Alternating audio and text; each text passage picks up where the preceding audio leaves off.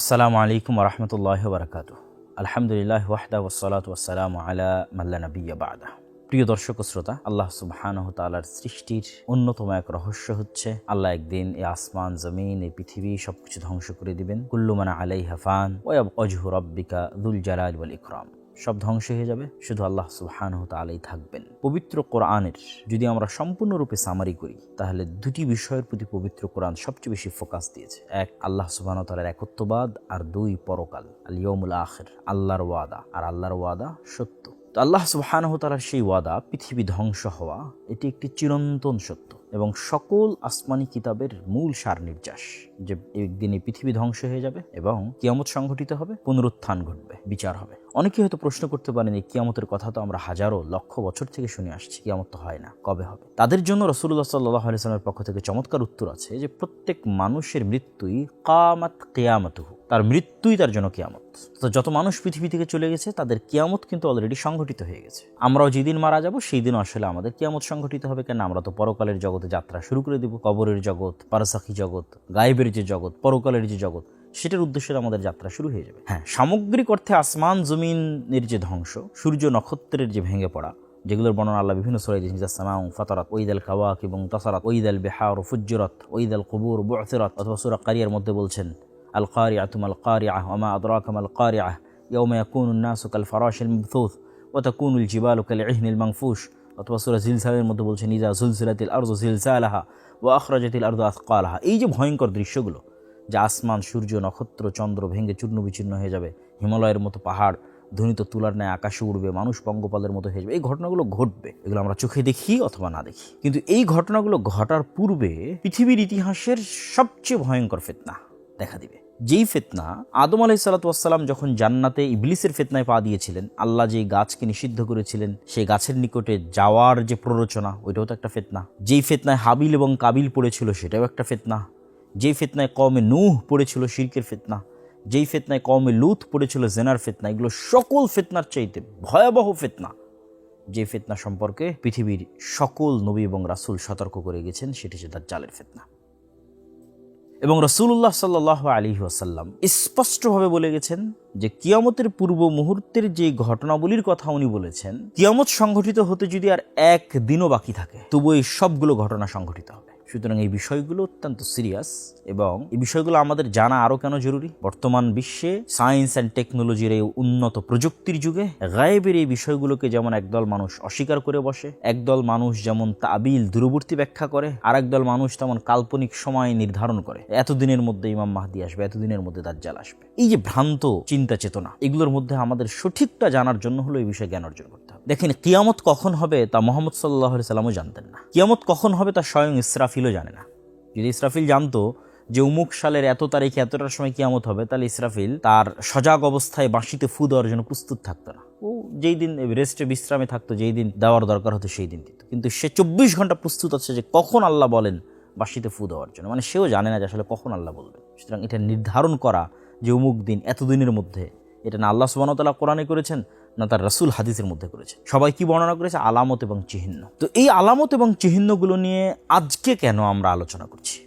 আজকে আলোচনা করার প্রেক্ষাপটটা যদি আমরা বুঝি, আমি আপনাদের একটু দেখাই।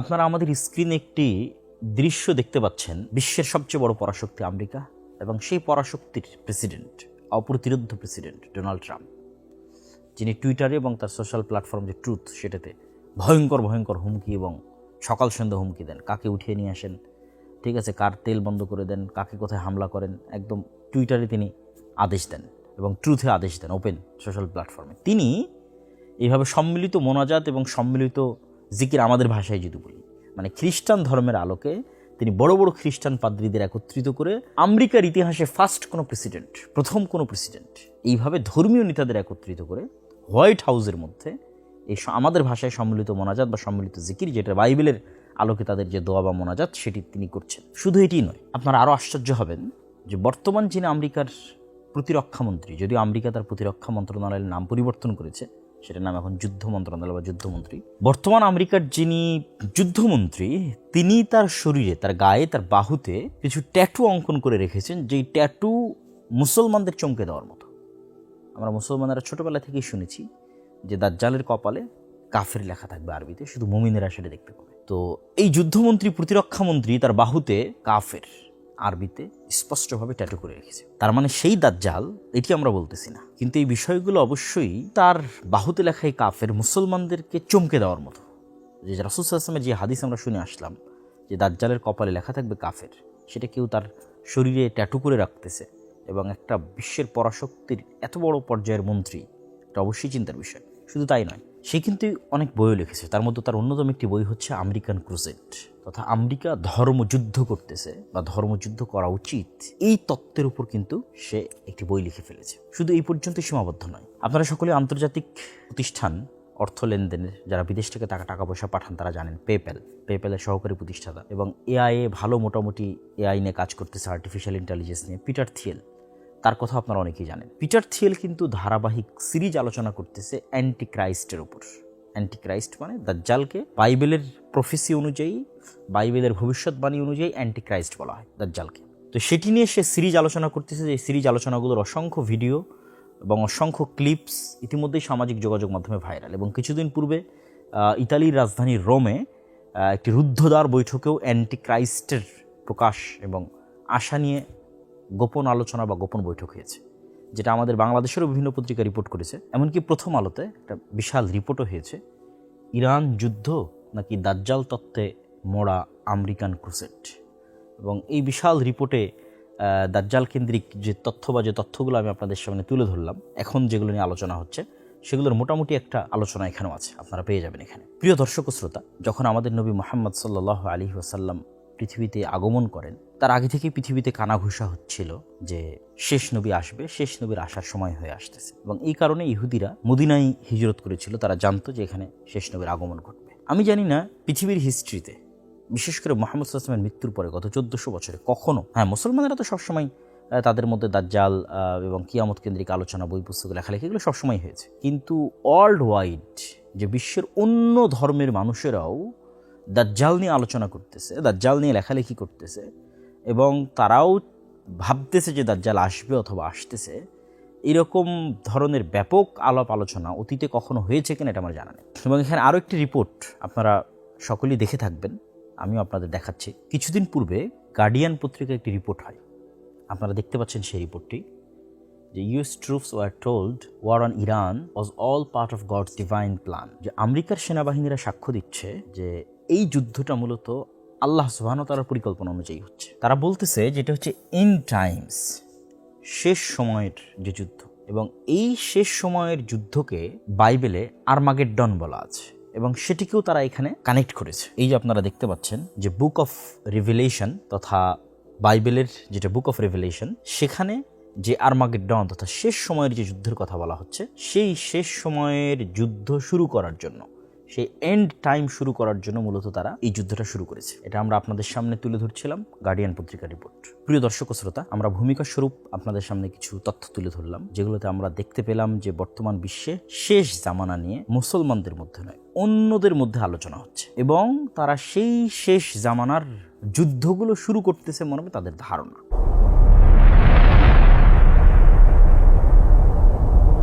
তো সেক্ষেত্রে এখানে একটা কমন বিষয়, 3 আসমানি ধর্ম বা 3 আব্রাহামিক রিলিজিয়নের মধ্যে একটি কমন বিষয় আছে, সেটি যে কিয়ামতের পূর্ব মুহূর্তে মাসিহা আসবে এবং all are waiting for a masiha. Christian are waiting, Jewish are waiting, Muslims are waiting, Shia Muslims also, they are also waiting. সবাই মাসিহার অপেক্ষা করতেছে। মাসিহা মানে হচ্ছে যিনি উদ্ধার করে, আরবিতে মাসিহ মানে যিনি উদ্ধার করে বিপদ থেকে। তো ঈসা আলাইহিস সালাতু ওয়াস সালামও মাসিহ, দাজ্জালও মাসিহ, মাসিহাত দাজ্জাল, ঈসা মাসিহ। আমরাও কিন্তু আমাদের আরবিতে আমাদের দোয়ার মধ্যেও ঈসা আলাইহিস সালাতু ওয়াস সালামকে ঈসা মাসিহ এবং দাজ্জালকে মাসিহাত দাজ্জাল, মাসিহ বলেই সম্বোধন করা হয়েছে। তথা শেষ জামানায় বিপদ থেকে উদ্ধার করবে এরকম একজন ব্যক্তি আসবে, সেটার অপেক্ষায় খ্রিস্টানেরাও, সেটার অপেক্ষায় ইহুদিরাও, সেটার অপেক্ষায় মুসলমানেরাও। খ্রিস্টানদের সাথে মুসলমানদের আরেকটি যেটা বড় মিল, সেটা হচ্ছে খ্রিস্টানেরাও বিশ্বাস করে ঈসা আলাইহিস সালাতু ওয়াস সালাম দ্বিতীয়বার পৃথিবীতে আসবেন, মুসলমানেরাও বিশ্বাস করে ঈসা আলাইহিস সালাতু ওয়াস সালাম দ্বিতীয়বার পৃথিবীতে আসবেন। যদিও খ্রিস্টানেরা বিশ্বাস করে যে ঈসা আলাইহিস সালাতু ওয়াস সালাম মৃত্যুবরণ করেছেন, আর মুসলমানেরা বিশ্বাস করে ঈসা আলাইহিস সালাতু ওয়াস সালাম জীবিত অবস্থায় তাকে আকাশে উঠিয়ে নেওয়া হয়েছে। এবং এখানে আরও একটি মজার বিষয়, সেটি হচ্ছে যেখানে ইহুদিদের বিশ্বাস অনুযায়ী মারিয়াম আলাইহিস সালাতু ওয়াস সালাম একজন খারাপ মহিলা, নাউজুবিল্লাহ, এবং তার সন্তান অবৈধ সন্তান, নাউজুবিল্লাহ, এবং তারাই তাকে হত্যা করেছে। ইহুদিরাও বিশ্বাস করে তারা সাকসেসফুলি ঈসা আলাইহিস সালামকে হত্যা করেছে। এবং খ্রিস্টানেরা যেখানে বিশ্বাস করে যে তিনি তাদের নবী এবং পবিত্র, সেখানে তাদের নবীর হত্যাকারী এবং তাদের নবীর মায়ের প্রতি অপবাদ দানকারী এবং তাদের নবীকে অবৈধ সন্তান ঘোষণাকারী যে সম্প্রদায় ইহুদি, তাদের প্রতি তাদের যে পরিমাণ শত্রুতা হওয়া উচিত সেটি কিন্তু আমরা এখন দেখছি না। যেটি কিন্তু হিস্ট্রি বলে যে তাদের মধ্যে শত্রুতা সবচেয়ে বেশি ছিল। কিন্তু হিস্ট্রিতে প্রথমবারের মতো এত বড় বিশ্বাসগত বৈপরীত্য থাকার পরেও তাদের যে একতা, এটার কারণে আধুনিক অনেক বিশ্লেষক বিশ্লেষণ করেছেন যে এটার পিছনেও এক প্রকার খ্রিস্টান, যাদেরকে বলা হয় ইভ্যাঞ্জেলিক্যাল খ্রিস্টিয়ান বা জায়নিস্ট খ্রিস্টিয়ান। ইভ্যাঞ্জেলিক্যাল মানে ইঞ্জিল কেন্দ্রিক, ইঞ্জিলকে ইংরেজিতে ইভাঞ্জেল বলে, ইঞ্জিল কেন্দ্রিক তথা বাইবেল কেন্দ্রিক, বাইবেলের প্রতি ফোকাস দেয়, এরকম যারা খ্রিস্টান, আপনি এটা নিয়ে সার্চ দিতে পারেন, রিসার্চ করতে পারেন। আমরাও আপনাদেরকে স্ক্রিনে দেখাচ্ছি যে তাদের বিশ্বাস হচ্ছে জেরুজালেমে যতক্ষণ থার্ড টেম্পল তৈরি না হচ্ছে ততক্ষণ বাইবেলিক্যাল প্রফেসি পূরণ হবে না। এবং বাইবেলিক্যাল প্রফেসি অথবা বাইবেলের বলা ভবিষ্যৎবাণী তখনই পূরণ হবে যখন জেরুজালেমে থার্ড টেম্পল তৈরি হবে এবং সকল ইহুদিরা জেরুজালেমে একত্রিত হবে, এবং তখনই এন্টিক্রাইস্ট বের হবে, এবং এন্টিক্রাইস্ট বের হলেই ঈসা আলাইহিস সালাম পুনরায় পৃথিবীতে নেমে আসবেন।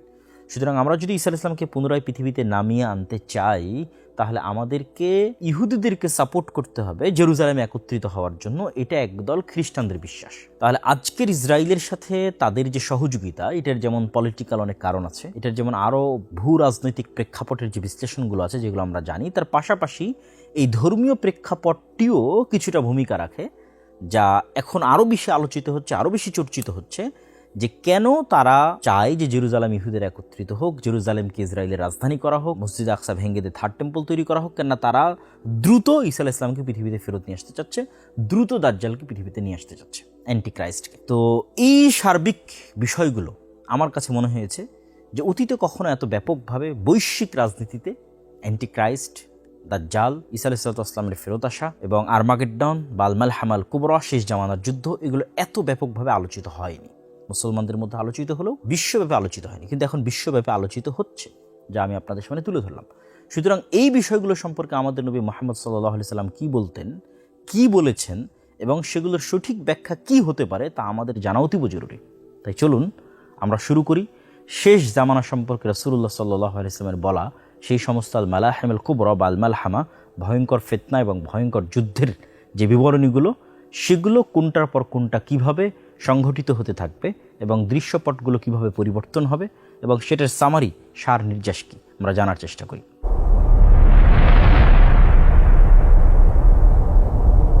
প্রিয় দর্শক শ্রোতা, কিয়ামতের পূর্ব মুহূর্তে যে বিষয়গুলো সংঘটিত হবে সে বিষয়ে অসংখ্য হাদিস বিভিন্ন সানাদে বর্ণিত হয়েছে, যেগুলো বিশেষ করে মুহাদ্দিসিনে কেরাম তাদের কিতাবগুলোর মধ্যে কিতাবুল ফিতান নামে অন্তর্ভুক্ত করেছে, এবং কিছু কিছু ইমাম এই নামে আলাদা বইও রচনা করেছে। কিন্তু এগুলোর মধ্যে অসংখ্য জাল, জয়ীফ এবং সানাদের মতভেদ অনেক কিছুই আছে। আমরা যদি প্রত্যেকটা হাদিস ধরে আলোচনা করি, সেটা আপনাদের জন্য বোঝা, চিন্তা করা এবং মিলানো অনেক কঠিন হবে। তো যত হাদিস আমরা শুনে থাকি অথবা যত হাদিস আমরা পেয়ে থাকি, সেগুলোর মধ্যে যেগুলো বেশিরভাগ সহিহ হাদিস এবং বেশি বিশুদ্ধ হাদিস, সেগুলোই আমরা সামনে রাখবো এবং সেগুলোর সামারি, এবং সেই সামারিতে একটার পর একটা কোনটা সংঘটিত হবে সেটার আমার যেটা বুঝ মনে হয়েছে যে এটি বেশি বিশুদ্ধ বা এটি বেশি হাদিস সঙ্গত, সেই ধারাবাহিকতা আমি আপনাদের সামনে তুলে ধরব। ওই ধারাবাহিকতাতেই হবে সেটি কিন্তু আমারও জানা নাই, বরং আল্লাহ সুবহানাহু ওয়া তাআলা ভালো জানেন যে কোন ধারাবাহিকতায় সেটি সংঘটিত হবে। তো আমরা রাসূলুল্লাহ সাল্লাল্লাহু আলাইহি ওয়াসাল্লামের একটা হাদিস দিয়ে শুরু করি যে তোমরা 6টা জিনিস গণনা করে রাখো কিয়ামত পর্যন্ত। তার মধ্যে 1 নাম্বার হচ্ছে মাউতি, আমার মৃত্যু। তো রাসূলুল্লাহ সাল্লাল্লাহু আলাইহি ওয়াসাল্লামের মৃত্যু ইটসেলফ কিয়ামতের সবচেয়ে বড় আলামত। কেন অতীতে যখন কোনো নবীর মৃত্যু হতো তখন মানুষ আরেক নবীর অপেক্ষা করত, আর যেহেতু মুহাম্মদ সাল্লাল্লাহু আলাইহি ওয়াসাল্লাম শেষ নবী, সেহেতু মুহাম্মদ সাল্লাল্লাহু আলাইহি ওয়াসাল্লামের মৃত্যুর পরে কি আমরা আরেক নবীর অপেক্ষা করব না কিয়ামতের অপেক্ষা করব? তাহলে সামারি কি দাঁড়াচ্ছে? মুহাম্মদ সাল্লাল্লাহু আলাইহি ওয়াসাল্লামের মৃত্যুর পরেই কিয়ামত, মুহাম্মদ সাল্লাল্লাহু আলাইহি ওয়াসাল্লামের মৃত্যুর পরেই কিয়ামত। এখন এটাতে 500 বছর 5000 বছর সেটি বিষয় নয়। আগের নবীদের ক্ষেত্রে কি হতো, ওই নবীর পরে আরেক নবী, তারপর আরেক নবী, আর মুহাম্মদ সাল্লাল্লাহু আলাইহি ওয়াসাল্লামের মৃত্যুর পর কি হচ্ছে? সরাসরি কিয়ামত। তাহলে কিয়ামতের সবচেয়ে বড় আলামত হচ্ছে মুহাম্মদ সাল্লাল্লাহু আলাইহি ওয়াসাল্লামের মৃত্যু এবং মুহাম্মদ সাল্লাল্লাহু আলাইহি ওয়াসাল্লামের পৃথিবীতে আগমন। সেটি কিন্তু সংঘটিত হয়ে গেছে, অলরেডি 1400 বছর পার হয়ে গেছে সেটি। তাহলে আমরা কিসের অপেক্ষা করছি? কিয়ামতেরই অপেক্ষা করছি 1400 বছর থেকে। নতুন কোনো নবীর কিন্তু আমরা অপেক্ষা করছি না। 2 নম্বর তিনি বলেছেন ফাতহু বাইতুল মুকাদ্দাস বা মসজিদ আল আকসা, মসজিদ আকসার বিজয়, যেটি ইতিমধ্যে 2 বার সংঘটিত হয়েছে, হয়তো আরও একবার সংঘটিত হবে, আল্লাহ সুবহানাহু ওয়া তাআলা ভালো জানে। ওমর রাদিয়াল্লাহু তাআলা আনহুর সময় একবার সংঘটিত হয়েছে এবং দ্বিতীয়বার সালাহুদ্দিন আইয়ুবীর সময় সংঘটিত হয়েছে। যদিও এই মসজিদ আকসা বা এই জেরুজালেম নগরী মুহাম্মদ সাল্লাল্লাহু আলাইহি ওয়াসাল্লামের পূর্বেও বহুবার বিজয় হওয়া এবং না হওয়া কেন্দ্রিক হিস্ট্রি আছে।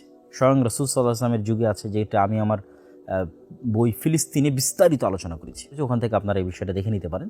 3 নম্বর, রাসূলুল্লাহ সাল্লাল্লাহু আলাইহি ওয়াসাল্লাম বললেন যে ভয়ঙ্কর মহামারী। অনেকেই ওমর রাদিয়াল্লাহু তাআলার যুগে সিরিয়াতে একটা ভয়ঙ্কর মহামারী হয়েছিল, অনেক আলেম ওলামা বলে থাকেন যে এটি সেই মহামারী। আবার যুগের পরিক্রমায় গত 1400 বছর অনেক মহামারী হয়েছে, সেগুলোকেও অনেকেই রাসূল সাল্লাল্লাহু আলাইহি ওয়াসাল্লামের হাদিসে বর্ণিত সেই মহামারীর সাথে তুলনা করেছেন। আমরাও কিছুদিন পূর্বে একটি মহামারী অতিক্রম করে আসলাম, করোনা মহামারী। অথবা আরও পরে আরও ভয়ঙ্কর মহামারী আসতে পারে, যে মহামারীতে পৃথিবীর 1/4, 1/3, অর্ধেকের বেশি মানুষ হয়তো পৃথিবী থেকে হারিয়ে যেতে পারে, এখন যে মানুষ আছে তাদের মধ্যে থেকে। তাহলে তারপর আসলাম বললেন মহামারী। তারপরে তিনি বললেন সুম্মা ফিতনাতুন, এমন এক ফিতনা লা ইয়াবকা, বাকি থাকবে না। বাইতুন, যারা বুঝেন যে নাকেরা তানবিন এটি নাকেরার আলামত, এবং নাকেরা মানে হচ্ছে একটা ছোট্ট ঘরও বাকি থাকবে না, তথা সকল ঘর। লা ইয়াবকা বাইতুম মিনাল আরব ইল্লা, এবং লা আর ইল্লা যদি একত্রিত আসে তাহলে সেটা ইস্তিগরাকের ফায়দা দেয়, তথা একটা ঘরও বাদ যাবে না, লিটারেলি একটি ঘরও মুক্ত থাকবে না। আরবের প্রত্যেক ঘরে রাসূল নির্দিষ্ট করে দিলেন আল আরব, আরবের প্রত্যেক ঘরে একটা ফিতনা প্রবেশ করবে। অনেক আলেম ওলামা ব্যাখ্যা করেছেন যে এই ফিতনা হচ্ছে আজকের যুগের মোবাইল বা আজকের যুগের ইন্টারনেট, সামাজিক যোগাযোগ মাধ্যম। কিন্তু আমার মনে প্রশ্ন তৈরি হয় যে এই ইন্টারনেট, সামাজিক যোগাযোগ মাধ্যমের ফিতনা তো পৃথিবীর সকল ঘরে প্রবেশ করেছে, আর রাসূলুল্লাহ সাল্লাল্লাহু আলাইহি ওয়াসাল্লাম তো এখানে বলেছেন আল আরব, নির্দিষ্ট করেছেন সারা পৃথিবী নয়, শুধু আরবের প্রত্যেক ঘরে প্রবেশ করবে। এখানে আরও একটি ব্যাখ্যা আমরা দাঁড় করাতে পারি যে কোরআন এবং হাদিসে যেখানেই ফিতনা শব্দটি ব্যবহৃত হয়েছে, ফিতনা আরও অনেক জায়গায় ফিতনা ব্যবহৃত হয়েছে, যেমন ওমর রাদিয়াল্লাহু তাআলা হচ্ছেন ফিতনার দরজা, সেখানে ফিতনা ব্যবহৃত হয়েছে। তারপরে হচ্ছে উসমান রাদিয়াল্লাহু তাআলার মৃত্যুর পর সাহাবীরা এবং তাবিরা হাদিস বর্ণনাকারীর নাম জিজ্ঞেস করতেন, তো ওখানে জিজ্ঞেস করা হচ্ছে মানে বা'দ আল ফিতনা, ফিতনার পরে। তো ফিতনা মানে এই সকল জায়গায় ফিতনা দ্বারা উদ্দেশ্য করা হয়েছে মারামারি, গণ্ডগোল, যুদ্ধ, বিগ্রহ, হত্যা, রাহাজানি। তো সাধারণত ফিতনা বলতে কোরআন এবং হাদিসে কিন্তু অন্যান্য জায়গায় এটি মূল উদ্দেশ্য হয়। তো আমরা যদি ফিতনা দ্বারা সেটি মূল উদ্দেশ্য নেই, যে হত্যা, মারামারি, রাহাজানি, খুন খারাপি, তাহলে এমন এক যুদ্ধ অথবা গৃহযুদ্ধ অথবা মারামারি সংগঠিত হবে যেটাতে আরবের প্রত্যেক ঘর যুক্ত হয়ে যাবে। এটিও একটি খুবই অন্যতম একটি কিয়ামতের আলামতগুলোর অন্তর্ভুক্ত, এবং এই আলামতের সাথে কানেক্টেড আরও কিছু হাদিস আছে। রাসূলুল্লাহ সাল্লাল্লাহু আলাইহি ওয়াসাল্লাম অন্য এক হাদিসে বলেছেন, অচিরেই ফোরাত নদীর মধ্যে থেকে এমন এক স্বর্ণের পাহাড় বের হবে, যেই স্বর্ণ ভাগাভাগি কেন্দ্রিক এক ভয়ঙ্কর মারামারিতে সকল আরব সম্পৃক্ত হয়ে যাবে। আপনারা দেখতে পাচ্ছেন যে ইরাকের অন্তর্গত ইউফ্রেটিস বা ফোরাত নদী, এই ফোরাত নদী সম্পর্কে রাসূলুল্লাহ সাল্লাল্লাহু আলাইহি ওয়াসাল্লাম এই ভবিষ্যৎবাণীটি করেছেন ইরাকের ফোরাত নদী সংক্রান্ত। তো সেক্ষেত্রে অনেক আলেম ওলামা এটির ব্যাখ্যা করেছেন যে এখানে সত্যিকার অর্থে একদিন স্বর্ণের পাহাড় বের হবে, আর এটিও অসম্ভব কিছু নয়। আজ থেকে 100 বছর 200 বছর আগে কে জানতো মাটির নিচ থেকে তেলের খনি বের হবে, গ্যাসের খনি বের হবে। এটা যেমন আজ থেকে 500 বছর আগের মানুষের কাছে অসম্ভব ছিল, হয়তো আমাদের কাছে অসম্ভব মনে হচ্ছে যে ফোরাত নদী থেকে কীভাবে স্বর্ণের পাহাড় বের হবে, কিন্তু একদিন বাস্তবই হবে। অথবা কিছু আলেম ওলামা ব্যাখ্যা করেছেন যেখানে স্বর্ণ দ্বারা মূল্যবান কিছু উদ্দেশ্য, দামি কিছু উদ্দেশ্য, যেমনটা আমরা আমাদের পরিভাষায় দামি কোনো কিছুকে স্বর্ণের সাথে তুলনা করে থাকি। তো সেক্ষেত্রে যদি আমরা তেলের কথা চিন্তা করি, তাহলে আজকের এখন যে যুদ্ধ ইরান আমেরিকা অথবা আমেরিকা ভেনেজুয়েলা যে যুদ্ধ, সেটি থেকে আমরা অন্তত দেখতেছি, এবং পেট্রোল পাম্পগুলোতে যে বিশাল লম্বা লাইন এবং তেলের যে সংকট আমরা আমাদের এই সময় এখন দেখতেছি, সেটা থেকে আমরা বুঝতেছি যে তেল স্বর্ণের চেয়েও দামি। কারণ আজকে যদি জ্বালানি বন্ধ হয়ে যায়, গ্যাস এবং তেল বন্ধ হয়ে যায়, তাহলে পৃথিবী 100 বছর পূর্বে ফিরে যাবে। বিদ্যুৎ উৎপাদন হবে না, বিদ্যুৎ উৎপাদন না হলে আপনার মোবাইল কম্পিউটার কিছু চলবে না, মোবাইল কম্পিউটার কিছু না চললে, গাড়ি ঘোড়া না চললে, বিমান না চললে, পানি জাহাজ না চললে, আপনি কল্পনা করেন পৃথিবী 500 বছর পূর্বের যে গরুর গাড়ি এবং ঘোড়ার যুগ, সেটাতে ফেরত চলে যাবে। তাহলে আজকের জ্বালানি কিন্তু আমরা দেখতেছি স্বর্ণের চেয়েও দামিতে পরিণত হয়েছে। তাহলে যদি ওই ব্যাখ্যা গ্রহণ করা হয় যে দামি কিছু, তাহলে সেটি জ্বালানি হওয়াও অসম্ভব কিছু নয়। তবে আমরা হাদিসকে হাদিসের প্রকাশ্য অর্থের উপর রাখাকেই সমীচীন মনে করি। হাদিস রাসূল সাল্লাল্লাহু আলাইহি ওয়াসাল্লাম স্পষ্টভাবে যাহাব, স্বর্ণ শব্দটি ব্যবহার করেছেন। চলেন একটু হাদিসটা দেখি। রাসূলুল্লাহ সাল্লাল্লাহু আলাইহি ওয়াসাল্লাম হাদিসে বলছেন যে ইউশিকুল ফরাত, অচিরে ফরাত নদী থেকে আইয়াহসারা আন জাবালিন, একটি পাহাড় প্রকাশ পাবে, মিন যাহাবিন, স্বর্ণের। স্পষ্টভাবে তিনি স্বর্ণের বলেছেন। হাদিসের যতগুলো রিওয়ায়াত আছে প্রায় সকল রিওয়ায়াতে যে আন জাবালিন মিন যাহাবিন, সবগুলোতে আন কানজিন মিন যাহাবিন, স্বর্ণের পাহাড় অথবা স্বর্ণের কানজ বা স্বর্ণের খাজানা বা স্বর্ণের খনি বের হবে। এবং মানুষ সেটি নিয়ে যুদ্ধ করবে ভয়াবহ, সেটিও সেখানে উল্লেখ আছে। তো সেক্ষেত্রে আমরা হাদিসটিকে হাদিসের প্রকাশ্য অর্থের উপর রাখাকেই বেশি সমীচীন মনে করি। আল্লাহু আ'লাম বিসওয়াব।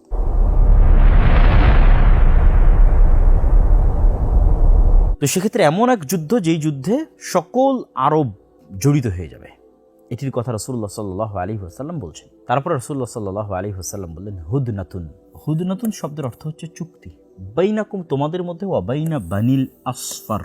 এই বানিল আসফারের জায়গায় কিছু কিছু রিওয়ায়াতে রোম বা অন্য কিছু বর্ণনায় রোমানদের সাথে কিছু চুক্তি মুসলমানদের হবে। আর আসফার শব্দের অর্থ হচ্ছে হলদেটে সাদা বর্ণ, যাদের গায়ের রং অর্থাৎ সাদা চামড়ার আমরা যাদেরকে বলি, ঠিক আছে, তাদের সাথে তোমাদের একটা চুক্তি হবে। এখানে রোম দ্বারা আসলে কোন রোম উদ্দেশ্য, এটি নিয়েও কিছু মতভেদ আছে। রাসূলুল্লাহ সাল্লাল্লাহু আলাইহি ওয়াসাল্লাম যখন এই হাদিস শোনাচ্ছেন যে তোমাদের মধ্যে এবং রোমানদের মধ্যে একটি চুক্তি হবে, ওই সময়ে রোমান, বাইজেন্টাইন রোমান এম্পায়ারের কেন্দ্রস্থল বা রাজধানী ছিল আজকের তুরস্কের ইস্তাম্বুল।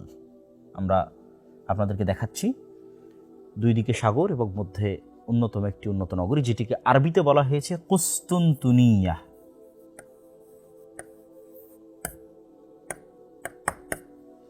এবং ইংরেজিতে বলা হয় কনস্টান্টিনোপল, এবং আমরা চিনি ইস্তাম্বুল নামে। আর যদি আমরা সরাসরি রোম দ্বারা ইতালির রাজধানী রোম ধরি, এই যে ইতালি এবং ইতালির রাজধানী রোম, এটি যদি আমরা গণ্য করি, অনেকে এটিকে ব্যাখ্যা করেছেন, তাহলে ওখানে ইস্তাম্বুল এবং এখানে রোম। যে সময় রাসূল সাল্লাল্লাহু আলাইহি ওয়াসাল্লাম এই হাদিসটি বলছেন, ওই সময়ে বাইজেন্টাইন রোমান এম্পায়ারের অধিকাংশই ছিল অর্থোডক্স খ্রিস্টান। যেমন সহিহ বুখারীর যে হাদিসগুলোতে ব্যাত্রিক বা প্যাট্রিয়ক, এই প্যাট্রিয়ক কিন্তু ইতালির রোমে না, ইতালির রোমে আছে পোপ, আর প্যাট্রিয়ক আছে কোথায়, সেটি হচ্ছে রাশিয়া। এই যে আমরা মস্কো দেখতে পাচ্ছি, রাশিয়া, এবং রাশিয়ার প্রেসিডেন্ট ভ্লাদিমির পুতিন, তিনিও অর্থোডক্স খ্রিস্টান পাদ্রীদের দ্বারা অনেক বেশি প্রভাবিত। তাহলে যেই সময় রাসূল সাল্লাল্লাহু আলাইহি ওয়াসাল্লাম বলছেন, ওই সময় বাইজেন্টাইন এম্পায়ার, যেটা তুরস্কের রাজধানী ইস্তাম্বুল, যেটা আমরা আপনাদেরকে ইন্ডিকেট করে দিলাম, আর ইতালির রাজধানী রোম আর এই মস্কো। তো রোম দ্বারা যদি ইতালির রাজধানী রোম উদ্দেশ্য হয়, তাহলে পুরো ইউরোপ। আর যদি আমরা অর্থোডক্স খ্রিস্টান উদ্দেশ্য নেই, তাহলে রাশিয়া। তো যখন রোমানদের সাথে মুসলমানদের একটি চুক্তি হবে, তখন তারা একত্রিত অবস্থায় তৃতীয় আর এক শত্রুর বিরুদ্ধে যুদ্ধ করবে। এটি ইন্ডিকেট করা খুব কঠিন যে সেই তৃতীয় শত্রু কারা। মানে আমরা যদি আজকের বিশ্ব ব্যবস্থা অনুযায়ী চিন্তা করি, এটাই যে সংঘটিত হবে তা কিন্তু নয়। আজ থেকে 1000 বছর আগে পৃথিবীর বিশ্ব ব্যবস্থা এরকম ছিল না, আজ থেকে 500 বছর আগে পৃথিবীর বিশ্ব ব্যবস্থা এরকম ছিল না। তাহলে প্রত্যেক আলেম তার যুগ অনুযায়ী যদি চিন্তা করে যে তাহলে আজকের রোমান কারা এবং আজকের তৃতীয় শত্রু কারা হতে পারে, আজ থেকে 500 বছর পরে পৃথিবীর প্রেক্ষাপট চেঞ্জ হয়ে যেতে পারে, তখন অন্য কাউকে তৃতীয় শত্রু মনে হতে পারে। কিন্তু এই ঘটনা অবশ্যই ঘটবে। রাসূল সাল্লাল্লাহু আলাইহি ওয়াসাল্লাম বলছেন যে কিয়ামত সংঘটিত যদি একদিনও বাকি থাকে, তবু এটি সংঘটিত হবে। তা আমরা যেহেতু আমাদের পরের ভবিষ্যতের কথা বলতে পারবো না, এখনকার প্রেক্ষাপটের আলোকে যদি আমরা রোম দ্বারা ইতালির রোম উদ্দেশ্য নেই, তাহলে ইউরোপের সাথে মুসলমানদের একটা চুক্তি হবে। আর তৃতীয় শত্রু যদি আমরা চিন্তা করি, তাহলে সেই তৃতীয় শত্রু মস্কো হতে পারে, তৃতীয় শত্রু চায়নাও হতে পারে, তৃতীয় শত্রু ইসরায়েলও হতে পারে, তৃতীয় শত্রু পারস্য হতে পারে, তৃতীয় শত্রু হিন্দুরাও হতে পারে, ঠিক আছে। তৃতীয় শত্রু আমেরিকা ইসরায়েলের সম্মিলিত শক্তিও হতে পারে। আর যদি আমরা চিন্তা করি রোম দ্বারা আজকের বিশ্ব অনুযায়ী এটি হবে, তা কিন্তু বলতেছি না, কেননা 500 বছর আগে একরকম ছিল, আজ আর একরকম, আজ 500 বছর আর একরকম হবে। যদি চিন্তা করি যে না মস্কো রাশিয়া, তাহলে মুসলমানদের সাথে মস্কো রাশিয়া বা সেই কেন্দ্রিক যে জোট, তারা একত্রিত হবে। আর তৃতীয় শত্রু তাহলে ইউরোপ, তৃতীয় শত্রু তাহলে আমেরিকা। আল্লাহু আ'লাম, সকল কিছুরই সম্ভাবনা আছে। এই যে যুদ্ধের বর্ণনা রাসূলুল্লাহ সাল্লাল্লাহু আলাইহি ওয়াসাল্লাম দিচ্ছেন, যে রোমান খ্রিস্টানেরা এবং মুসলমানেরা একত্রিত হয়ে এক তৃতীয় শত্রুর বিরুদ্ধে যুদ্ধ করবে এবং সেই তৃতীয় শত্রুর বিরুদ্ধে তোমরা বিজয় অর্জন করবে। এই বিজয় অর্জনের পর একজন খ্রিস্টান ক্রোশ উত্তোলন করে বলবে, ক্রোশ চিহ্ন, যে এই ক্রোশের কারণেই আমাদের বিজয় হয়েছে, এই ক্রস চিহ্নের কারণেই আমাদের বিজয় হয়েছে। তখন আর এক মুসলমান উঠে তার ইমানি জাজবার কারণে সে বলবে না, আল্লাহর সহযোগিতা আমার বিজয় হয়েছে, এবং সে এটা ভেঙে দেবে। তখনই এই যে রোমান খ্রিস্টানদের সাথে মুসলমানদের যে একটা চুক্তি হলে, চুক্তিটা ভেঙে যাবে। রাসূলুল্লাহ সাল্লাল্লাহু আলাইহি ওয়াসাল্লাম বলছেন, ওই দিন রোমান খ্রিস্টানদের 80টি পতাকা থাকবে এবং প্রত্যেক পতাকার অধীনে 12,000 সেনাবাহিনী থাকবে। 12,000, 80টি পতাকার অধীনে রোমান খ্রিস্টানরা একত্রিত হবে। 80টি পতাকার দ্বারা যদি আমরা 80টা দেশ উদ্দেশ্য নিয়ে হতেও পারে, আল্লাহু আ'লাম, আল্লাহ সুবহানাহু ওয়া তাআলা ভালো জানেন। প্রত্যেক পতাকার অধীনে 12,000 করে সৈন্যবাহিনী থাকবে। তাহলে ইন টোটাল 12,000 গুণ 80 দিলে 9,60,000, তথা প্রায় 10 লক্ষ, প্রায় 10 লক্ষ নগদ ইনফ্যান্ট্রি তথা একদম যোদ্ধা, তারা মুসলমানদের মুখোমুখি হবে। কোন জায়গায় মুখোমুখি হবে এটি রাসূল সাল্লাল্লাহু আলাইহি ওয়াসাল্লাম অন্য আর এক হাদিসে বলে দিয়েছেন। তিনি বলেছেন, ততদিন পর্যন্ত কিয়ামত হবে না যতদিন তোমরা এবং রোমানরা মুখোমুখি না হচ্ছ আমাক এবং দাবেক নামক জায়গায়। চলুন দেখে আসি সেই জায়গাটা কোথায়।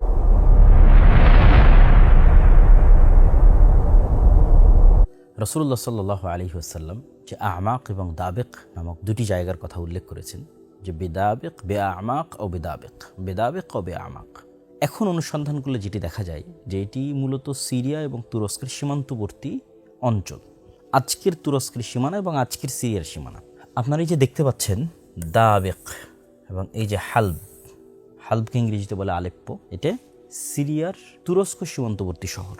এবং এই যে ইদলিব, এখনকার সিরিয়ার যারা মুজাহিদ, যারা বিজয়ী হলো আহমদ আশারা, তারা কিন্তু এই অঞ্চল থেকে উঠে এসেছে। এই ইদলিব, এই হালব, এখান থেকে উঠে এসে পরে তারা দামেস্ক বিজয় করেছে, এবং এখানে থাকা অবস্থাতেই তারা তুরস্কের যে সহযোগিতা সেটা কিন্তু তারা রিসিভ করতো। আর কিছু কিছু আলেমের মত অনুযায়ী এটি হচ্ছে আমাক দ্বারা আন্তাকিয়া উদ্দেশ্য, এটাও সিরিয়া এবং তুরস্কের সীমান্তবর্তী অঞ্চল। অনেকের নিকটে আমাক দ্বারা এই আন্তাকিয়া উদ্দেশ্য, এটিও এই হালব এবং ইদলিব তার নিকটবর্তী, যদিও এটা এখন বর্তমান তুরস্কের সীমানায় পড়ে, কিন্তু তুরস্ক এবং সিরিয়ার যে সীমানা আছে, এই যে এটি হচ্ছে তুরস্ক এবং সিরিয়ার সীমানা, এই পারে হচ্ছে সিরিয়া আর এই যে পারে হচ্ছে তার্কি। এক কথায় বোঝা যাচ্ছে যে আমরা দাবেক ধরি হালবের নিকটবর্তী অথবা ইদলিবের নিকটবর্তী আন্তাকিয়া ধরি, এই এরিয়াটা তুরস্ক এবং সিরিয়ার সীমান্তবর্তী অঞ্চলে একটি ভয়ঙ্কর এবং ভয়াবহ যুদ্ধ হবে। এবং এই যুদ্ধের অন্য হাদিসে রাসূলুল্লাহ সাল্লাল্লাহু আলাইহি ওয়াসাল্লাম যে বর্ণনা দিয়েছেন, আমাক এবং দাবেক নামক জায়গার কথা বলেছে, এই দুটো জায়গা আমরা কিন্তু দেখে আসলাম। এখানে রাসূল সাল্লাল্লাহু আলাইহি ওয়াসাল্লাম বলছেন, এই যুদ্ধে ফায়াখরুজু লাহুম জাইশুম মিনাল মাদিনা, এই যুদ্ধে অংশগ্রহণ করার জন্য মদিনা থেকে, এটা কিন্তু সহিহ মুসলিমের হাদিস, সকল হাদিস গ্রন্থে আছে, মদিনা থেকে খিয়ারু আহলিল আরজ, তৎকালীন বিশ্বের সর্বশ্রেষ্ঠ মানুষ, সবচেয়ে তাকওয়াবান, সবচেয়ে পরহেজগার, সবচেয়ে আল্লাহওয়ালা মানুষরা, মুজাহিদরা মদিনা থেকে বের হয়ে আসবে এই যুদ্ধে অংশগ্রহণ করার জন্য। এবং মদিনাবাসী যেন এই যুদ্ধে অংশগ্রহণ না করে এই জন্য রোমানরা তাদেরকে বলবে, এই যে রোম, এখানে আরবিতে লেখা আছে রোম, মদিনাবাসী যেন এই যুদ্ধে সিরিয়াবাসীর সাথে অংশগ্রহণ না করে এই জন্য রোমানরা বলবে, যাদের কাছে আমাদের বন্দী আছে, আবার কেউ ব্যাখ্যা করেছে যারা আমাদের দিন ত্যাগ করে দিয়েছে, দুই ধরনের ব্যাখ্যা আছে, তাদের সাথে আমরা যুদ্ধ করতে চাই, আমরা সিরিয়াবাসীর সাথে যুদ্ধ করতে চাই, তোমাদের সাথে নয়। কিন্তু মদিনাবাসী বলবে যে না, আমরা আমাদের ভাইদেরকে তোমাদের জন্য ছেড়ে দিব না, এবং তারা একত্রিত হয়ে এই যুদ্ধে অংশগ্রহণ করবে। তথা মদিনা এবং সিরিয়া এই যুদ্ধের অন্যতম একটি পার্ট। সিরিয়ার মানুষ এবং মদিনার মানুষ, তাদের মহব্বত, তাদের ভালোবাসা, তাদের আকীদা, তাদের আমল এই যুদ্ধের অন্যতম বড় একটি অংশ। এই যুদ্ধে মুসলমানেরা 3 ভাগে বিভক্ত হবে, রাসূল সাল্লাল্লাহু আলাইহি ওয়াসাল্লাম বলেছেন, এই যে এখানে সুলুসুন, 3 ভাগে বিভক্ত হবে, 3 ভাগের 1 ভাগ শহীদ হবে, হুম আফজালুশ শুহাদা, পৃথিবীর সর্বশ্রেষ্ঠ শহীদ ইনদাল্লাহ, আল্লাহর নিকটে, এবং 3 ভাগের 1 ভাগ এই যুদ্ধ থেকে পালিয়ে আসবে।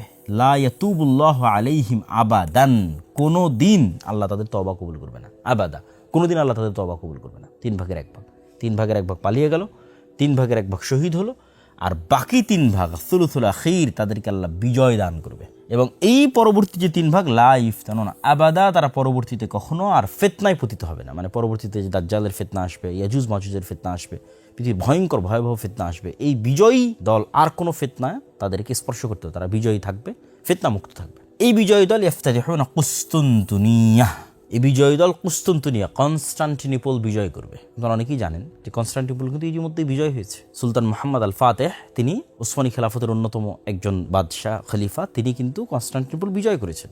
এবং কনস্টান্টিনোপল বিজয়ের সুসংবাদ রাসূল সাল্লাল্লাহু আলাইহি ওয়াসাল্লাম অনেক হাদিসে মুসলমানদের দিয়ে গেছে। এই জন্য কনস্টান্টিনোপল বিজয় করার জন্য বহু সাহাবী, বহু মুজাহিদ দীর্ঘদিন যাবৎ তারা সীমান্তে, সিরিয়ার সীমান্তে কিন্তু চেষ্টা করতেন, সফল হতে পারতেন না। কিন্তু সুলতান মুহাম্মদ আল ফাতেহ কিন্তু সফল হয়েছেন। কিন্তু এই বিজয় কিন্তু সেই বিজয় নয়, কেন অলরেডি সেই বিজয়ের পার হওয়া 500 বছর হয়ে গেছে। আর এখানে যেই বিজয়ের কথা বলতেছে, এই বিজয়ের পরেই মূলত দাজ্জাল, মাসিহ আদ-দাজ্জাল বের হবে। তাহলে এটা এমন এক বিজয়, যেই বিজয়ের পরে দাজ্জাল বের হবে, তাহলে ওই বিজয় সেই বিজয় নয়। তাহলে বোঝা যাচ্ছে এই হাদিস থেকে একটা জিনিস আমরা বুঝতে পারতেছি, আজকের যেই ইস্তাম্বুল, তুরস্কের রাজধানী, কনস্টান্টিনোপল বা কুস্তুনতুনিয়া বা আজকের তুরস্ক, এটা মুসলমানদের হাতে থাকবে না। অবশ্যই কোনো না কোনোভাবে এটা মুসলমানদের হাত ছাড়া হবে বা অন্যের দখলে চলে যাবে, জোরপূর্বক যেভাবেই হোক। তাহলেই তো মুসলমানরা সেটিকে বিজয় করবে, তথা কিয়ামতের পূর্ব মুহূর্তে আর একবার মুসলমানরা তুরস্ক বিজয় করবে। তথা এখন যে তুরস্ক মুসলমানদের হাতে আছে এই তুরস্ক মুসলমানদের হাতে থাকবে না।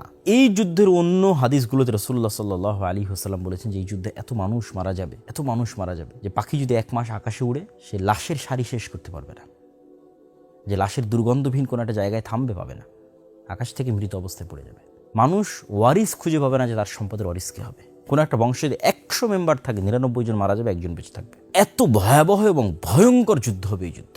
এবং এখানে আরও একটা বিষয় আপনাদের তুলে ধরি যে এই যুদ্ধের সাথে অন্য আর কিছু হাদিসকে যদি ইনক্লুড করি তাহলে বোঝা যায় যে এই যুদ্ধের পরপরই মুসলমানদের এই বিজয় কাফেলা রোম পর্যন্ত পৌঁছে যেতে পারে। কিছু কিছু হাদিসে বলা আছে ইতালির রাজধানী রোম। হাদিসগুলোর সহিহ জয়ীফ নিয়ে মতভেদ থাকতে পারে। আবার এই বিজয় কাফেলা কিন্তু মসজিদে আকসাও বিজয় করতে পারে বা মসজিদে আকসা তো মুসলমানদের শাসন ব্যবস্থা থাকতে পারে। এই যুদ্ধ সম্পর্কে তথা কুস্তুনতুনিয়া বিজয় সম্পর্কে আরেকটি গুরুত্বপূর্ণ হাদিস আছে। রাসূলুল্লাহ সাল্লাল্লাহু আলাইহি ওয়াসাল্লাম বলছেন, তোমরা এমন একটি শহরের কথা জানো যে শহরের এক পাশে সমতল আর এক পাশে সমুদ্র। প্রায় সকল আলেম ওলামা একমত যে এই শহর হচ্ছে কুস্তুনতুনিয়া। তো রাসূলুল্লাহ সাল্লাল্লাহু আলাইহি ওয়াসাল্লাম বলছেন, লা তাকুমুস সাআহ, ততদিন পর্যন্ত কিয়ামত হবে না যতদিন না ইসহাক আলাইহিস সালাতু ওয়াস সালামের বংশের 70,000 মানুষ এই শহরকে বিজয় করার জন্য যুদ্ধ না করেন। কিন্তু সবচেয়ে মজার বিষয় হচ্ছে তারা এই যুদ্ধ লাম ইউকাতিলু বিসিলাহিন, কোনো অস্ত্র দিয়ে করবে না। তো তাদের কোনো তরবারি বন্য কোনো অস্ত্র রাইফেলগুলি কিছু থাকবে না, এবং তারা কোনো তীরও নিক্ষেপ করবে না। ওয়ালা বিসাহমিন, কোনো তীরও নিক্ষেপ করবে না। তাহলে যুদ্ধটা বিজয় হবে কিভাবে? তারা শুধু লা ইলাহা ইল্লাল্লাহ আল্লাহু আকবার এই আওয়াজ দিবে এবং এই আওয়াজে শহরের দেওয়াল পড়ে যাবে। প্রথম আওয়াজে প্রথম, দ্বিতীয়, তৃতীয়, এবং এইভাবে তাদের জন্য এই শহরে প্রবেশ সহজ হবে এবং এই সহজকে তারা বিজয় করবে। তো আলেম ওলামাদের ব্যাখ্যা অনুযায়ী যে রোমে তথা সিরিয়া এবং তুরস্কের সীমান্তবর্তী অঞ্চলে রোমানদের সাথে যে ভয়ঙ্কর যুদ্ধটা হবে, ওই যুদ্ধে বিজয়ের পর মুসলমানেরা যখন কুস্তুনতুনিয়া শহরে প্রবেশের জন্য যাবে, কেননা এখন যেখানে রোমানদের সাথে যুদ্ধের যে জায়গাটা আমরা দেখতেছি সেখান থেকে কুস্তুনতুনিয়া শহর কিন্তু অনেক দূরে। তো এই যুদ্ধে পরাজয়ের পর সামনে আরও বিজয় অভিযান চলতে থাকবে। বিজয় অভিযান করতে করতে করতে করতে একটা পর্যায়ে গিয়ে তারা কুস্তুনতুনিয়াতে প্রবেশ করবে। তো যখন তারা কুস্তুনতুনিয়াতে প্রবেশ করবে তখন কুস্তুনতুনিয়ার যে শহর রক্ষা দেওয়াল বা প্রাচীর আছে সেটিকে ধ্বংস করার জন্য তাদের আলাদা কোনো অস্ত্র ব্যবহার করতে হবে না, যে আমরা এটা ভাঙবো, কোনো অস্ত্র ব্যবহার করে না। তারা শুধু মুখের তাকবীর দেওয়ার মাধ্যমে লা ইলাহা ইল্লাল্লাহ আল্লাহু আকবার বলবে, এই বলাতেই দেওয়াল ভেঙে পড়ে যাবে এবং তারা কুস্তুনতুনিয়া শহরের মধ্যে বিজয়ী বেশে প্রবেশ করবে। এখানে যে যুদ্ধ, এই যুদ্ধের পরপরই মুসলমানেরা তাদের গনিমতের মাল বন্টনের জন্য তাদের তরবারিকে জাইতুন গাছের সাথে ঝুলিয়ে রাখবে, এবং জাইতুন গাছের সাথে ঝুলিয়ে রাখার পরপরই এই যে সুয়ুফাহুম বিজাইতুন, এটার থেকে অনেক উদ্দেশ্য নিয়েছেন যে এই যুদ্ধটা তরবারি দেওয়া হবে। তরবারি জাইতুন গাছে ঝুলিয়ে থাকবে, শয়তান চিৎকার করে বলবে তোমাদের বাড়িতে দাজ্জাল প্রবেশ করে গেছে। কিন্তু এটা মিথ্যা হবে, তখনও দাজ্জাল বের হয়নি। তখন এই সেনাবাহিনীর মধ্যে থেকে অন্য হাদিসে রাসূলুল্লাহ অন্য রিওয়ায়াতে বলেছেন 10 জন অশ্বারোহী রওনা দিবে দাজ্জালের অনুসন্ধানে। আল্লাহ নবী বলছেন ওই 10 জনের নাম, তাদের বাপ দাদার নাম, তাদের ঘোড়া, তাদের গায়ের রং সব আমি বলে দিতে পারবো। তো তারা যখন দাজ্জালের অনুসন্ধানে রওনা দিবে, ইতিমধ্যেই সত্যি সত্যি দাজ্জাল তথা এই মুজাহিদরা রিটার্ন ব্যাক যখন দামেশকে করবে, ততদিনে সত্যি সত্যি দাজ্জাল বের হয়ে যাবে।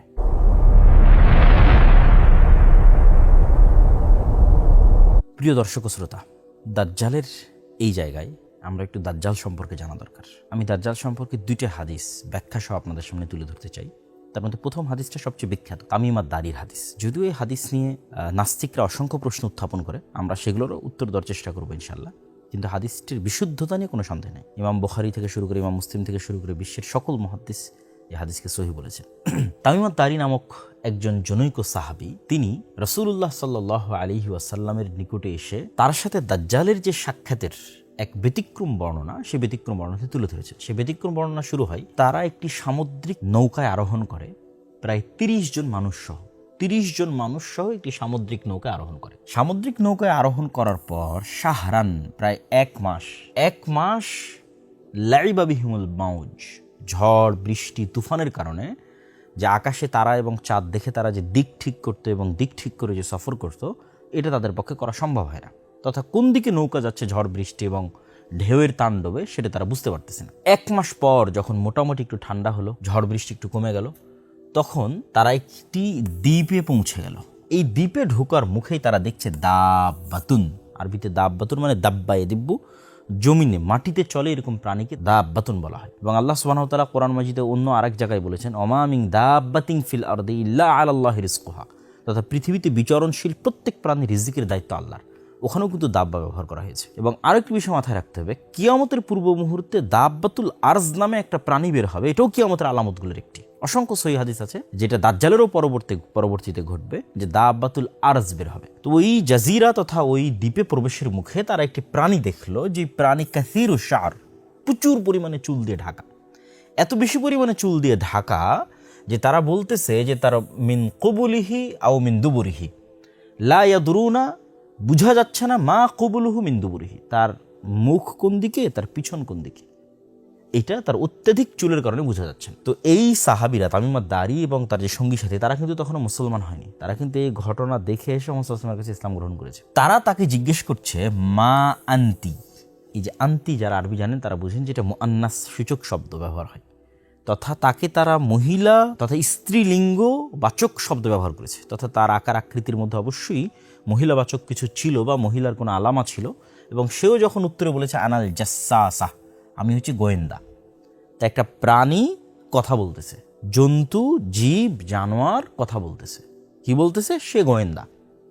সেম ঘটনা কিয়ামতের পূর্ব মুহূর্তে ঘটবে, যে একটা দাব্বাতুল আরজ বের হবে, যেই দাব্বাতুল আরজ, যেই জানোয়ার জন্তু মানুষের সাথে কথা বলবে। তো এই হাদিসের একটা ব্যতিক্রম পাঠ হচ্ছে জীব জন্তু জানোয়ার মানুষের সাথে কথা বলতেছে এবং সে নিজেকে গোয়েন্দা হিসেবে পরিচয় দিচ্ছে। তথা দাজ্জালের পৃথিবীর তথ্য সংগ্রহের যে সেন্টার, দাজ্জাল পৃথিবীর যে তথ্যগুলো সংগ্রহ করে তার মাধ্যম হচ্ছে সে। তো এটা নিয়েও নাস্তিকদের অনেক বক্তব্য আছে যে একটা প্রাণী কিভাবে কথা বলে। তো আমি সবসময় কোরআন এবং হাদিসের সায়েন্স দিয়ে ব্যাখ্যা এই দিকে আমি যাওয়ার চেষ্টা করি না। আমি চেষ্টা করি কি, যে সায়েন্স যদি এইটা করতে পারে তাহলে আল্লাহ কি করতে পারে। বিশেষ করে আল্লাহর পথে যাত্রা বই এই জিনিসটার প্রতি ফোকাস দেওয়া হয়েছে, যে আল্লাহ সুবহানাহু তাআলার কথা এবং রাসূলের কথা নুসুস নাস ওইভাবেই বজায় রাখা সম্ভব যদি শুধু আমি চিন্তা করি যে মানুষের পক্ষে যদি এটা সম্ভব হয়, আল্লাহর পক্ষে কেন সম্ভব নয়। মানুষের তৈরি রোবট যার মধ্যে রূহ নাই, সে কথা বলতেছে। আপনি জেমিনির সাথে কথা বলেন, চ্যাটজিপিটির সাথে কথা বলেন, সেই ইনস্ট্যান্ট আপনার কথার উত্তর দিচ্ছে। একটা যন্ত্র আমার সাথে কথা বলছে কৃত্রিম বুদ্ধিমত্তা খাটিয়ে। তাহলে আল্লাহ সুবহানাহু তাআলার সৃষ্টি জীব যার মধ্যে রূহ আছে, সে কেন কথা বলতে পারবে না? সুতরাং এটা অসম্ভব কিছু নয়, অযৌক্তিক কিছু নয়। মানুষই তো এরকম অসংখ্য কিছু তৈরি করে ফেলতেছে। তখন এই গোয়েন্দা তাদেরকে বলল যে তোমরা এই সামনের দিকে এগিয়ে যাও, ওখানে একজন ব্যক্তি, একজন মানুষ তোমাদের অপেক্ষা করতেছে, সে তোমাদের সাথে কথা বলবে, সে তোমাদের বিষয়ে জানার জন্য খুবই আগ্রহী। তথা দাজ্জালের কাছে আগেই নিউজ পৌঁছে গেছে যে তারা এখানে আসতেছে, এই জন্যই সে জানার জন্য কিন্তু আগ্রহী। আর এই নিউজ হয়তো তার এই জাসসাসার মাধ্যমেই পৌঁছেছে। তো এই আরবের মানুষগুলো তারা চিন্তা করতেছে যে এই জীবজন্তু জানোয়ার আমাদের সাথে কথা বলতেছে, এই মনে হয় ভূত জিন। এই যে এখানে লেখেন আংতাকুনা শাইতানা, আমরা মনে করছি মানে জিন শয়তান। নাহলে একটা গরু কীভাবে আমার সাথে কথা বলতে পারে, একটা খাসি কীভাবে আমার সাথে কথা বলতে পারে, জীবজন্তু জানোয়ার কীভাবে আমার সাথে কথা বলতে পারে। তো তাকে আমরা জিন শয়তান মনে করে ভয়ে পালিয়ে যেতে থাকলাম, যে যাক একটা মানুষ তো অন্তত আছে, আগে মানুষের সাথে দেখা করি। তো আমরা সেরান খুব দ্রুত যেতে থাকলাম ওই মানুষের সাথে সাক্ষাতের জন্য। তা আমরা যখন ঢুকলাম তখন দেখলাম আ'দমু ইনসানিন, এত বিশাল দেহের মানুষ আমরা আগেও কখনো দেখিনি, পরেও কখনো দেখিনি। এবং তাকে খুব শক্তভাবে বাঁধা আছে, তার হাতকে তার কাঁধের সাথে এবং তার হাঁটুকেও শক্তভাবে, হাঁটু কাঁধ হাত এগুলো খুব শক্তভাবে বাঁধা আছে। তো অনেকেই মনে করে যে বিশাল দেহের মানুষ দাজ্জাল কিভাবে, অথচ দেখেন এটাও অযৌক্তিক নয়। কেন অযৌক্তিক নয়? স্বয়ং রাসূল সাল্লাল্লাহু আলাইহি ওয়াসাল্লাম বলছে এবং আল্লাহ সুবহানাহু ওয়া তাআলার পক্ষ থেকে রাসূল সাল্লাল্লাহু আলাইহি ওয়াসাল্লামের মাধ্যমে আমরা জানি যে আদম আলাইহিস সালাতু ওয়াস সালামকে সৃষ্টি করা হয়েছিল, তিনি ছিলেন 60 গজ উঁচু। তো আদম আলাইহিস সালাতু ওয়াস সালামের মিন উলদে আদম, আদমেরই সন্তান তো দাজ্জাল। তাহলে আদম আলাইহিস সালাতু ওয়াস সালাম যে বিশাল দেহের অধিকারী, এখন যদি আদম আলাইহিস সালাতু ওয়াস সালাম আমাদের সামনে আসে আমরা কিন্তু আশ্চর্য হয়ে যাব, কেন মানুষের সাইজ খাটো হতে হতে হতে হতে হতে আমরা এই পর্যায়ে চলে এসেছি। তাহলে আদমের সন্তান দাজ্জাল বিশাল দেহের অধিকারী হলে অস্বাভাবিক কিছু না, অসম্ভব কিছু না, মানে ইললজিক্যাল কিছু নয়, লজিক্যাল, বিশ্বাস করার মতো এবং বিশ্বাসযোগ্য। তো আমরা এই বিশাল দেহের অধিকারী মানুষকে দেখে আমরা ওয়াইলাক মা আনতা, এই তুমি কে? তখন সে বলে যে তোমরা তো আমার খবর জানবেই, তোমরা আগে বলো তোমরা কারা। মানে দাজ্জাল বলছে আমি কে এটা তোমরা জানবেই, তোমরা আগে বলো তোমরা কারা। তা আমরা বললাম যে আমরা এরকম আরবের মানুষ, এভাবে আমরা সফর করেছিলাম, পুরো ঘটনা তাকে শোনালাম। দাজ্জাল তখন এই আরবের মানুষদেরকে 4টে বিষয় সম্পর্কে জিজ্ঞেস করেছে। 1 নাম্বার হচ্ছে নাখলে বাইসান, 2 নাম্বার হচ্ছে বহাইরা আত-তাবারিয়া, 3 নাম্বার হচ্ছে আইনে জোগার এবং 4 নাম্বার হচ্ছে আন নাবিয়িল উম্মিয়িন। এই 4টে বিষয় সম্পর্কে সে জিজ্ঞেস করেছে। নাখল বাইসান, এটা একটা খেজুর বাগান, বাইসানের খেজুর বাগান সম্পর্কে আমাকে বলো। বহাইরা তাবারিয়া, এটা একটা লেক, এই লেক সম্পর্কে আমাকে বলো। আইনে জোগার, এটা একটা ঝর্ণা, এই ঝর্ণা সম্পর্কে আমাকে বলো। আর যারা পড়া দেখা জানে না, লেখা জানেন না, এই রকম নবী আমাদের মুহাম্মদ সাল্লাল্লাহু আলাইহি ওয়াসাল্লাম কিন্তু পড়তেও পারতেন না, লিখতেও পারতেন না, সেই নবী সম্পর্কে আমাকে সংবাদ দাও। তো এই চারটার মধ্যে তিনটা খুবই ইম্পর্টেন্ট, নাখলে বাইসান, বুহাইরা তাবারিয়া, আইনে জোগার, এই তিনটে চলেন আমরা একটু দেখে আসি।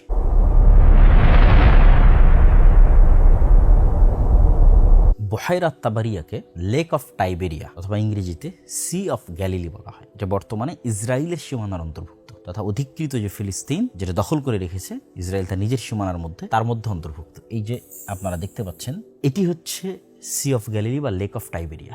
এটি বর্তমানে ইসরায়েলের সীমানার অন্তর্ভুক্ত এবং এখান থেকে অতি নিকটে আপনারা দেখতে পাচ্ছেন বাইত শিয়ান। এই যে সি অফ গ্যালিলি, এই যে এটা পানি, এখান থেকে অতি নিকটে বাইত শিয়ান, যেটাকে আমরা বাইসান বলতেছি, নাখল বাইসান, সেটাই হিব্রু ভাষায় বাইত শিয়ান। এটা ইসরায়েলের অন্যতম একটা শহর, তথা এটাও ইসরায়েলের সীমানার অন্তর্ভুক্ত।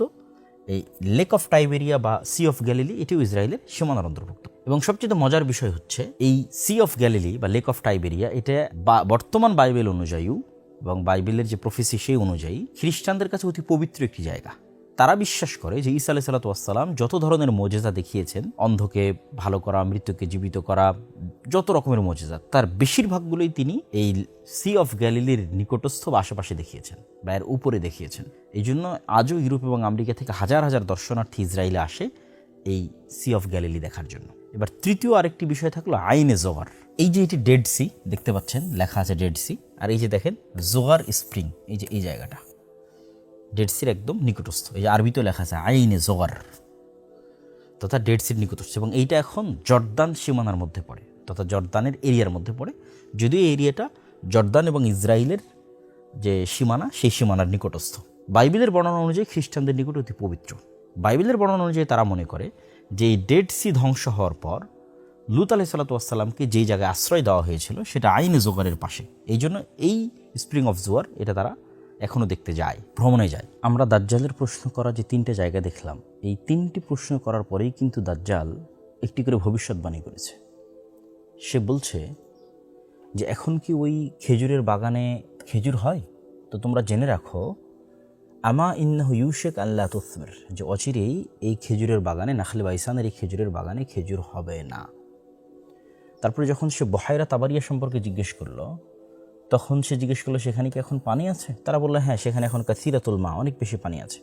সে ভবিষ্যৎবাণী করলো অচিরেই এখানে এই পানি থাকবে না। এবং কাছাকাছি একই ধরনের ভবিষ্যৎবাণী সে আইনে জোগার বা স্প্রিং অফ জোয়ারের যে ঝর্ণা সেটি সম্পর্ক করে। তাহলে এই যে এক সিরিয়ালে, এবং এখানে দেখেন জেরুজালেম, জেরুজালেম মানে এখানে মসজিদ আকসা আছে, অর্থাৎ এই পুরো এরিয়াটার মধ্যেই দাজ্জাল যে তিনটা প্রশ্ন করেছে সেই তিনটা প্রশ্নের স্থান এই এরিয়াটার মধ্যে। এই যে জেরুজালেম, মসজিদ আকসা, ডেড সি, আইনে জোগার তথা স্প্রিং অফ জোয়ার, বাইত শিয়ান তথা নাখাল বাইসান, বুহাইরা তাবারিয়া তথা সি অফ গ্যালিলি, তথা এই এরিয়ার মধ্যে থেকে এই প্রশ্নগুলো করা প্রমাণ করে যে এই জায়গা কেন্দ্রিকই অবশ্যই দাজ্জালের উত্থান বলেন, অথবা দাজ্জালের হত্যা বলেন, অথবা দাজ্জালের প্রতিষ্ঠা বলেন, অথবা দাজ্জালের শাসন বলেন, পরিচালিত হওয়ার একটি সম্ভাবনা আছে, অথবা এই জায়গা কেন্দ্রিকই কিয়ামতের পূর্ব মুহূর্তে সকল কিছু সংঘটিত হবে। এতে সন্দেহের বিন্দুমাত্র কোনো অবকাশ নাই।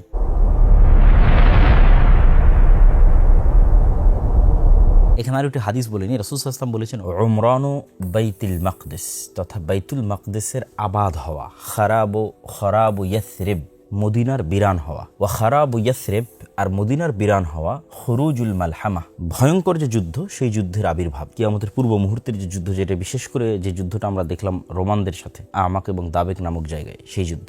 ওয়া খুরুজুল মালহামা, আর ভয়ঙ্কর এই যুদ্ধের পরেই ফাতহুল কুস্তুনতুনিয়া, তথা কনস্টান্টিনোপল বা ইস্তাম্বুল বিজয় হবে।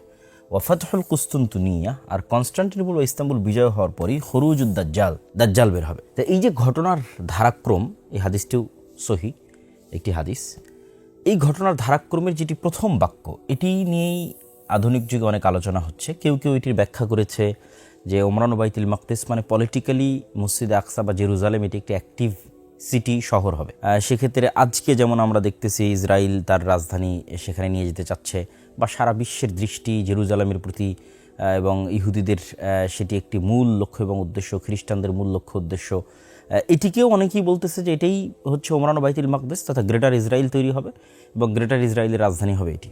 যদিও আমার কাছে ব্যক্তিগতভাবে মনে হয়, আল্লাহু আ'লাম বিসওয়াব, আল্লাহ ভালো জানে, যে এটি ওমরান বাইতুল মাকদিস দ্বারা উদ্দেশ্য নয়, বরং আমার ধারণা, আমার মনে হয় আল্লাহু আলাম, যে গ্রেটার ইসরায়েলও কোনোদিন তৈরি হবে না, এবং উমরান বাইতুল মাকদিস দ্বারা অর্থ হচ্ছে মুসলমানদের খেলাফাতের কেন্দ্রবিন্দু হবে মসজিদে আকসা তথা কিয়ামতের পূর্ব মুহূর্তে, এবং মালহামা এবং ইমাম মাহদি তাদের বের হওয়ার পূর্বেই অথবা ইমাম মাহদির নেতৃত্ব হতে পারে একটি খেলাফা বা একটি ইমারা প্রতিষ্ঠিত হবে মসজিদে আকসা এবং জেরুজালেম কেন্দ্র করে, তথা মসজিদে আকসা এবং জেরুজালেম পুনরায় মুসলমানরা বিজয় করবে।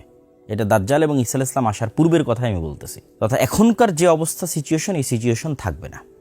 এবং তখনই মুসলমানদের যেহেতু পলিটিক্যাল সেন্টার এক সময় ছিল মদিনা, তারপরে সেই পলিটিক্যাল সেন্টার আবু বকর, ওমর, ওসমান, আলী, ওসমান রাদিয়াল্লাহু পর্যন্ত পলিটিক্যাল সেন্টার ছিল মদিনা, তারপরে সে পলিটিক্যাল সেন্টার চলে গেছে কুফা, কুফা হয়ে বাগদাদ, বাগদাদ হয়ে কুফা হয়ে দেমাশক, দেমাশক হয়ে বাগদাদ, এবং বাগদাদ হয়ে ইস্তাম্বুলের রাজধানী, তুরস্কের রাজধানী ইস্তাম্বুল। এগুলোই মোটামুটি বড় মুসলমানদের পলিটিক্যাল হিস্ট্রিতে বড় রাজনৈতিক রাজধানী ছিল। কিন্তু কখনো জেরুজালেম মুসলমানদের পলিটিক্যাল হিস্ট্রিতে কেন্দ্রীয় ভূমিকায় ছিল না। তো অচিরে একটা সময় আসবে যখন মুসলমানদেরই ক্ষমতার কেন্দ্রীয় ক্ষমতায় কেন্দ্রস্থলে থাকবে জেরুজালেম বা মসজিদে আকসা, এবং মুসলমানদের ব্যাপক আকারে আবাদি ওই মসজিদে আকসা কেন্দ্রিক হওয়ায়, মুসলমানদের ফোকাস ব্যাপকভাবে মসজিদে আকসা কেন্দ্রিক হওয়ায় হয়তো মদিনা বিরান হয়ে যেতে পারে। আল্লাহু আলাম। এই হাদিসের অর্থ কিভাবে বাস্তবায়ন হবে, কোনটা সঠিক, সেটির ব্যাখ্যা আল্লাহ সুবহানাহু ওয়া তাআলা ভালো জানেন। তো আমি আমার যেটি চিন্তাধারা সেটি তুলে ধরলাম, এবং এটার পিছনে সরাসরি কোনো সহিহ হাদিস থেকে দলিল দেওয়া সম্ভব নয়, তবে গাজওয়াতুল হিন্দ সংক্রান্ত কিছু জয়ীফ হাদিস থেকে এটির সাপোর্ট পাওয়া সম্ভব, যেখানে বলা আছে যে মসজিদে আকসার খলিফা, জেরুজালেমের খলিফা এক সেনাবাহিনী পাঠাবেন গাজওয়াতুল হিন্দ করার জন্য, এবং হিন্দ থেকে হিন্দের যারা বাদশাহ তাদেরকে জিঞ্জিরাবদ্ধ করে মসজিদে আকসায় আনা হবে, এবং তারপরেই তাদের সাক্ষাৎ হবে ইমাম মাহদি বা দাজ্জাল তাদের সাথে। তো সেখানে বলা আছে যে মসজিদে আকসা থেকে এই সেনাবাহিনী রওনা দিবে, তথা বোঝা যাচ্ছে যে মসজিদে আকসা তারও আগে, তথা ঈসা আলাইহিস সালাম আসার পূর্বেই, দাজ্জাল আসার পূর্বেই মসজিদে আকসা মুসলমানরা বিজয় করবে। আল্লাহু আলাম। এবং এটার আরেকটি আমরা চিন্তা চেতনা নিতে পারি যে মাসিহ তখনই হয় যখন বিপদ থেকে উদ্ধারকারী হয়। তাহলে প্রথম মাসিহ হচ্ছে মাসিহ দাজ্জাল। সে কাদেরকে বিপদ থেকে উদ্ধার করবে? ইহুদিদেরকে বিপদ থেকে উদ্ধার করবে। তো ইহুদিরা যদি বিপদে না পড়ে, মাসিহ দাজ্জাল কেমনে তাদের বিপদ থেকে উদ্ধারকারী হবে? আর সেকেন্ড মাসিহকে ঈসা মাসিহ, সে কাদেরকে বিপদ থেকে উদ্ধার করবে? উম্মতে মুহাম্মাদীকেও বিপদ থেকে উদ্ধার করবে। উম্মতে মুহাম্মাদীরা তখন কার বিপদে থাকবে? দাজ্জালের বিপদে থাকবে, কেন তখন সকল ক্ষমতা, সকল পাওয়ার দাজ্জালের হাতে। আরও একটি পয়েন্ট আপনাদের মাথায় নিতে হবে যে দাজ্জাল রাগান্বিত অবস্থায় বের হবে। তথা দাজ্জাল যখন দেখবে যে মুসলমানদের বিজয়ের পর বিজয়, কোনো মতেই মুসলমানদের বিজয় থামানো যাচ্ছে না, রোমে বিজয়, কুস্তুনতুনিয়া বিজয়, তারপরে মসজিদে আকসা বিজয়, ভারত বিজয়, বিজয়ের পর বিজয়, এগুলো আগেই হবে। এবং দেখা যাচ্ছে জেরুজালেম থেকে ইহুদিরা বিতাড়িত, তাদের থাকার কোনো জায়গা নাই। ইসরায়েল থেকে বিতাড়িত, তাদের থাকার কোনো জায়গা নেই, তারা বিপদগ্রস্ত অবস্থায় আসপাহানে আশ্রয় নিয়ে আছে। তখন দাজ্জাল রাগান্বিত অবস্থায় বের হবে এবং ইহুদিদের মাসিহা হিসেবে বের হবে। যাতে ইহুদিদের বিপদগ্রস্ত অবস্থা তৈরি হলে দাজ্জাল বের হবে। এটা আমার আন্ডারস্ট্যান্ডিং। আল্লাহু আ'লাম বিসসাওয়াব। আল্লাহ সুবহানাহু ওয়া তাআলা ভালো জানেন।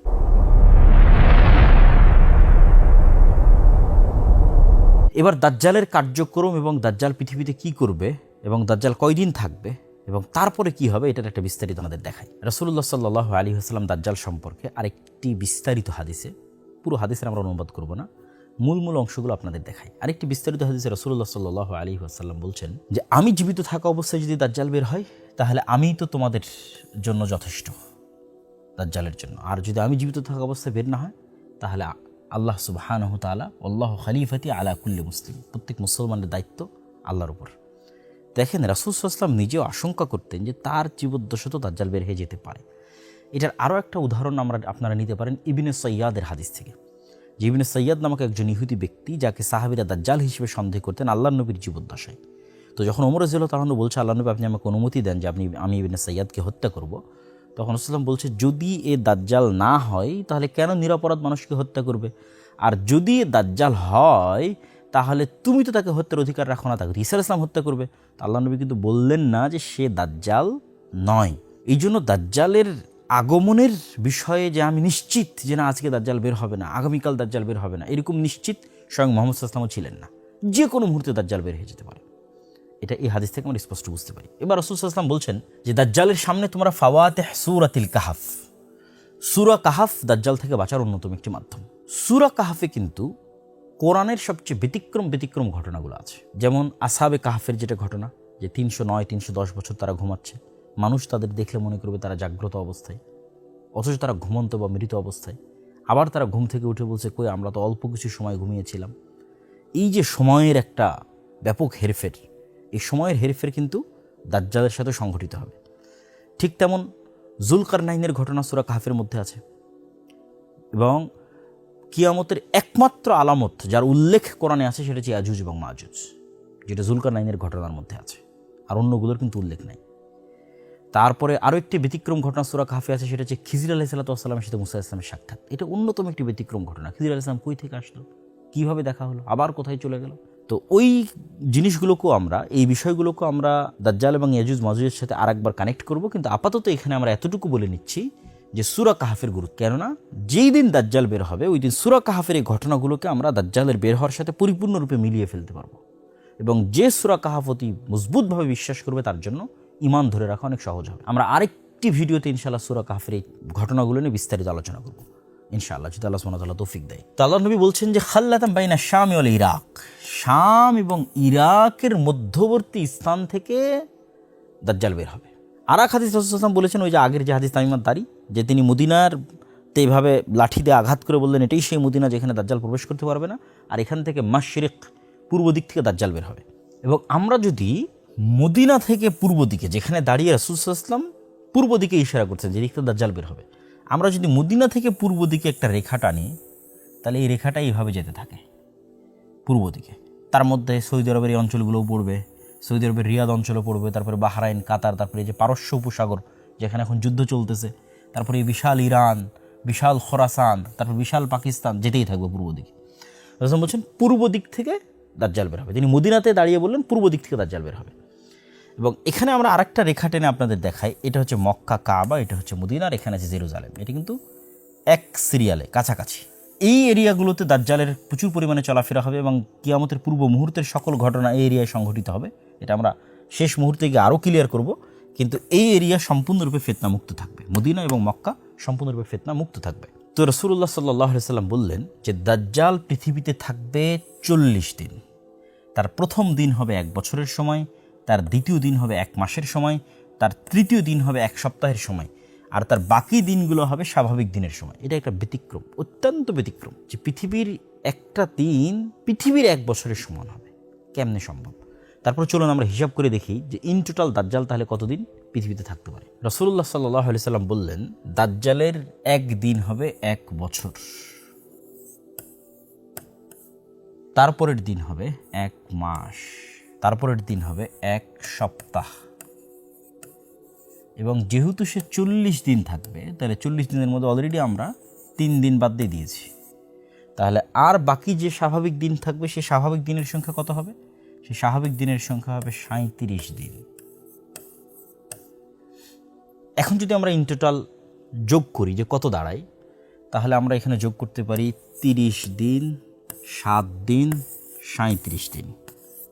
তার 1 মাস সমান 30 দিন, 1 সপ্তাহ সমান 7 দিন, এবং বাকি যে 37 দিন, এই 37 দিন যদি আমরা গণনায় নিয়ে আসি, তাহলে সেক্ষেত্রে হয় 74 দিন, আর এখানে থাকতেছে 1 বছর। তাহলে 1 বছর 74 দিন সমান তথা 1 বছর 2 মাস 14 দিন। তবে এখানে আরেকটা প্রশ্ন মাথায় কাজ করতে পারে যে দিন যদি 1 মাসের 1 বছরের হয়, দিন যদি 1 মাসের হয়, দিন যদি 1 সপ্তাহের হয়, রাত কত দিনের হতে পারে? আল্লাহ সুবহানাহু ওয়া তাআলা ভালো জানেন। এই হাদিসে রাসূলুল্লাহ সাল্লাল্লাহু আলাইহি ওয়াসাল্লাম দাজ্জাল সম্পর্কে আরও গুরুত্বপূর্ণ 2টি তথ্য দিয়েছেন। একটি হচ্ছে তার শারীরিক অবকাঠামো সম্পর্কে, আরেকটি তার সফরের দ্রুততার সম্পর্কে। রাসূলুল্লাহ সাল্লাল্লাহু আলাইহি ওয়াসাল্লাম তার শারীরিক অবকাঠামো সম্পর্কে বলেন যে সে হবে কোঁকড়ানো চুল বিশিষ্ট এবং তার 1 চোখ হবে একটু উঁচু কানা। কোঁকড়ানো চুল বিশিষ্ট এবং 1 চোখ হবে উঁচু কানা। এবং তার গতি সম্পর্কে রাসূল সাল্লাল্লাহু আলাইহি ওয়াসাল্লাম বলেন যে মেঘমালাকে যখন কোনো বাতাস উড়িয়ে নিয়ে যায়, তথা ঝড়ের সময় মেঘকে আমরা যে আকাশে উঠতে দেখি, ওই মেঘের যে গতি থাকে বাতাসের উড়িয়ে নিয়ে যাওয়ার কারণে, দাজ্জালের সেই গতি হবে। এটা দাজ্জালের নিজস্ব গতিও হতে পারে, যেটা হাদিসের জাহিরি অর্থ, আমরা সবসময় বলছি যে আমরা হাদিসের প্রকাশ্য অর্থকে প্রাধান্য দেব, অথবা যন্ত্রের সাহায্যেও যদি দাজ্জাল নেয় ওড়ার জন্য, তার গতিশীলতা বাড়ানোর জন্য সেটিও হতে পারে।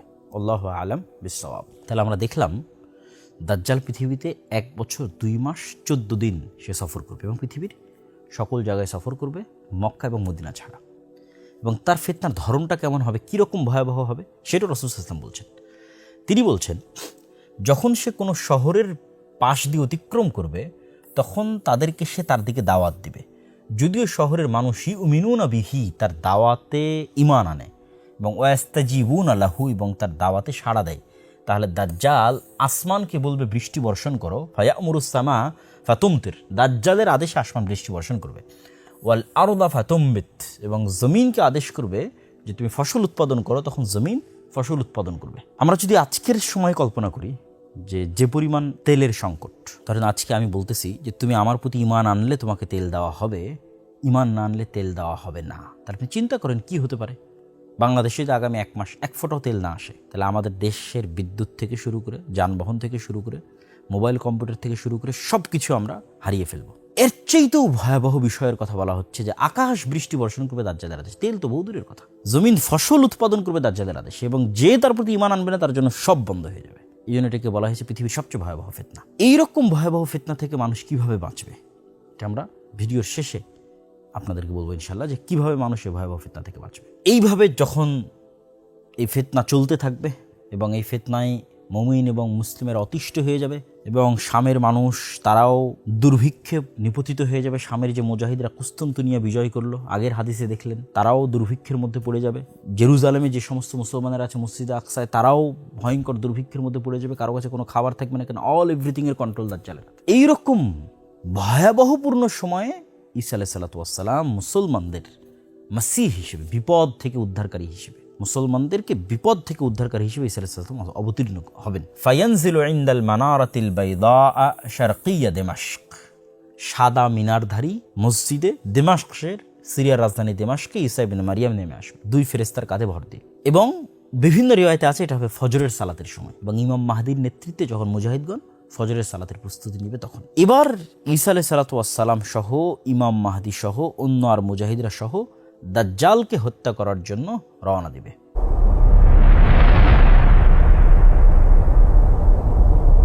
দাজ্জালকে কোথায় হত্যা করবে? বিবাবি লুদ্দিন, জেরুজালেমের লুদ নামক দরজা। চলুন আমরা একটু গুগল ম্যাপ থেকে সেটাও দেখে আসি। দাজ্জালকে যেই জায়গায় হত্যা করা হবে, যেটি রাসূল সাল্লাল্লাহু আলাইহি ওয়াসাল্লামের হাদিসে আমরা দেখলাম এখনই, যে বাব লুদ, এই নামে ইসরায়েলে এখন একটি শহর আছে বাবে লুদ নামে। এই যে আমরা আপনাকে সেটি ইন্ডিকেট করিয়ে দেখাচ্ছি, এটা হচ্ছে তেল আবিব, ইসরায়েলের রাজধানী। ইসরায়েলের রাজধানী তেল আবিবের অতি নিকটে বাবে লুদ নামক জায়গা। এবং বাবে লুদ থেকে জেরুজালেম আপনারা দেখতে পাচ্ছেন, বাবে লুদ থেকে জেরুজালেম দেখতে পাচ্ছি, এবং জেরুজালেম থেকে ডেড সি, এবং ডেড সির পরে আমরা জানি যে আইনে জোগার। প্রিয় দর্শক ও শ্রোতা, আমরা দেখলাম যে জায়গায় দাজ্জালকে হত্যা করা হবে। চলেন আমরা হাদিসটা পূর্ণ করি। রাসূলুল্লাহ সাল্লাল্লাহু আলাইহি ওয়াসাল্লাম যখন দাজ্জালের হত্যার কথা বললেন বাবে লুদ নামক জায়গায়, তখন তিনি এটিও বললেন যে ঈসা আলাইহিস সালাতু ওয়াস সালাম দাজ্জালকে হত্যা করার পর সেই রক্ত তিনি মানুষকে দেখাবেন। কেননা মানুষের কাছে এটি অবিশ্বাস্য যে দাজ্জালের মতো এত শক্তিশালী, এত বৃহৎ, এত ক্ষমতাধর কাউকে সত্যিকারভাবে হত্যা করা হয়েছে। এটি মানুষের কাছে একটা আশ্চর্যজনক বিষয় বলে মনে হবে, এই জন্য তিনি সেটি মানুষকে দেখাবেন।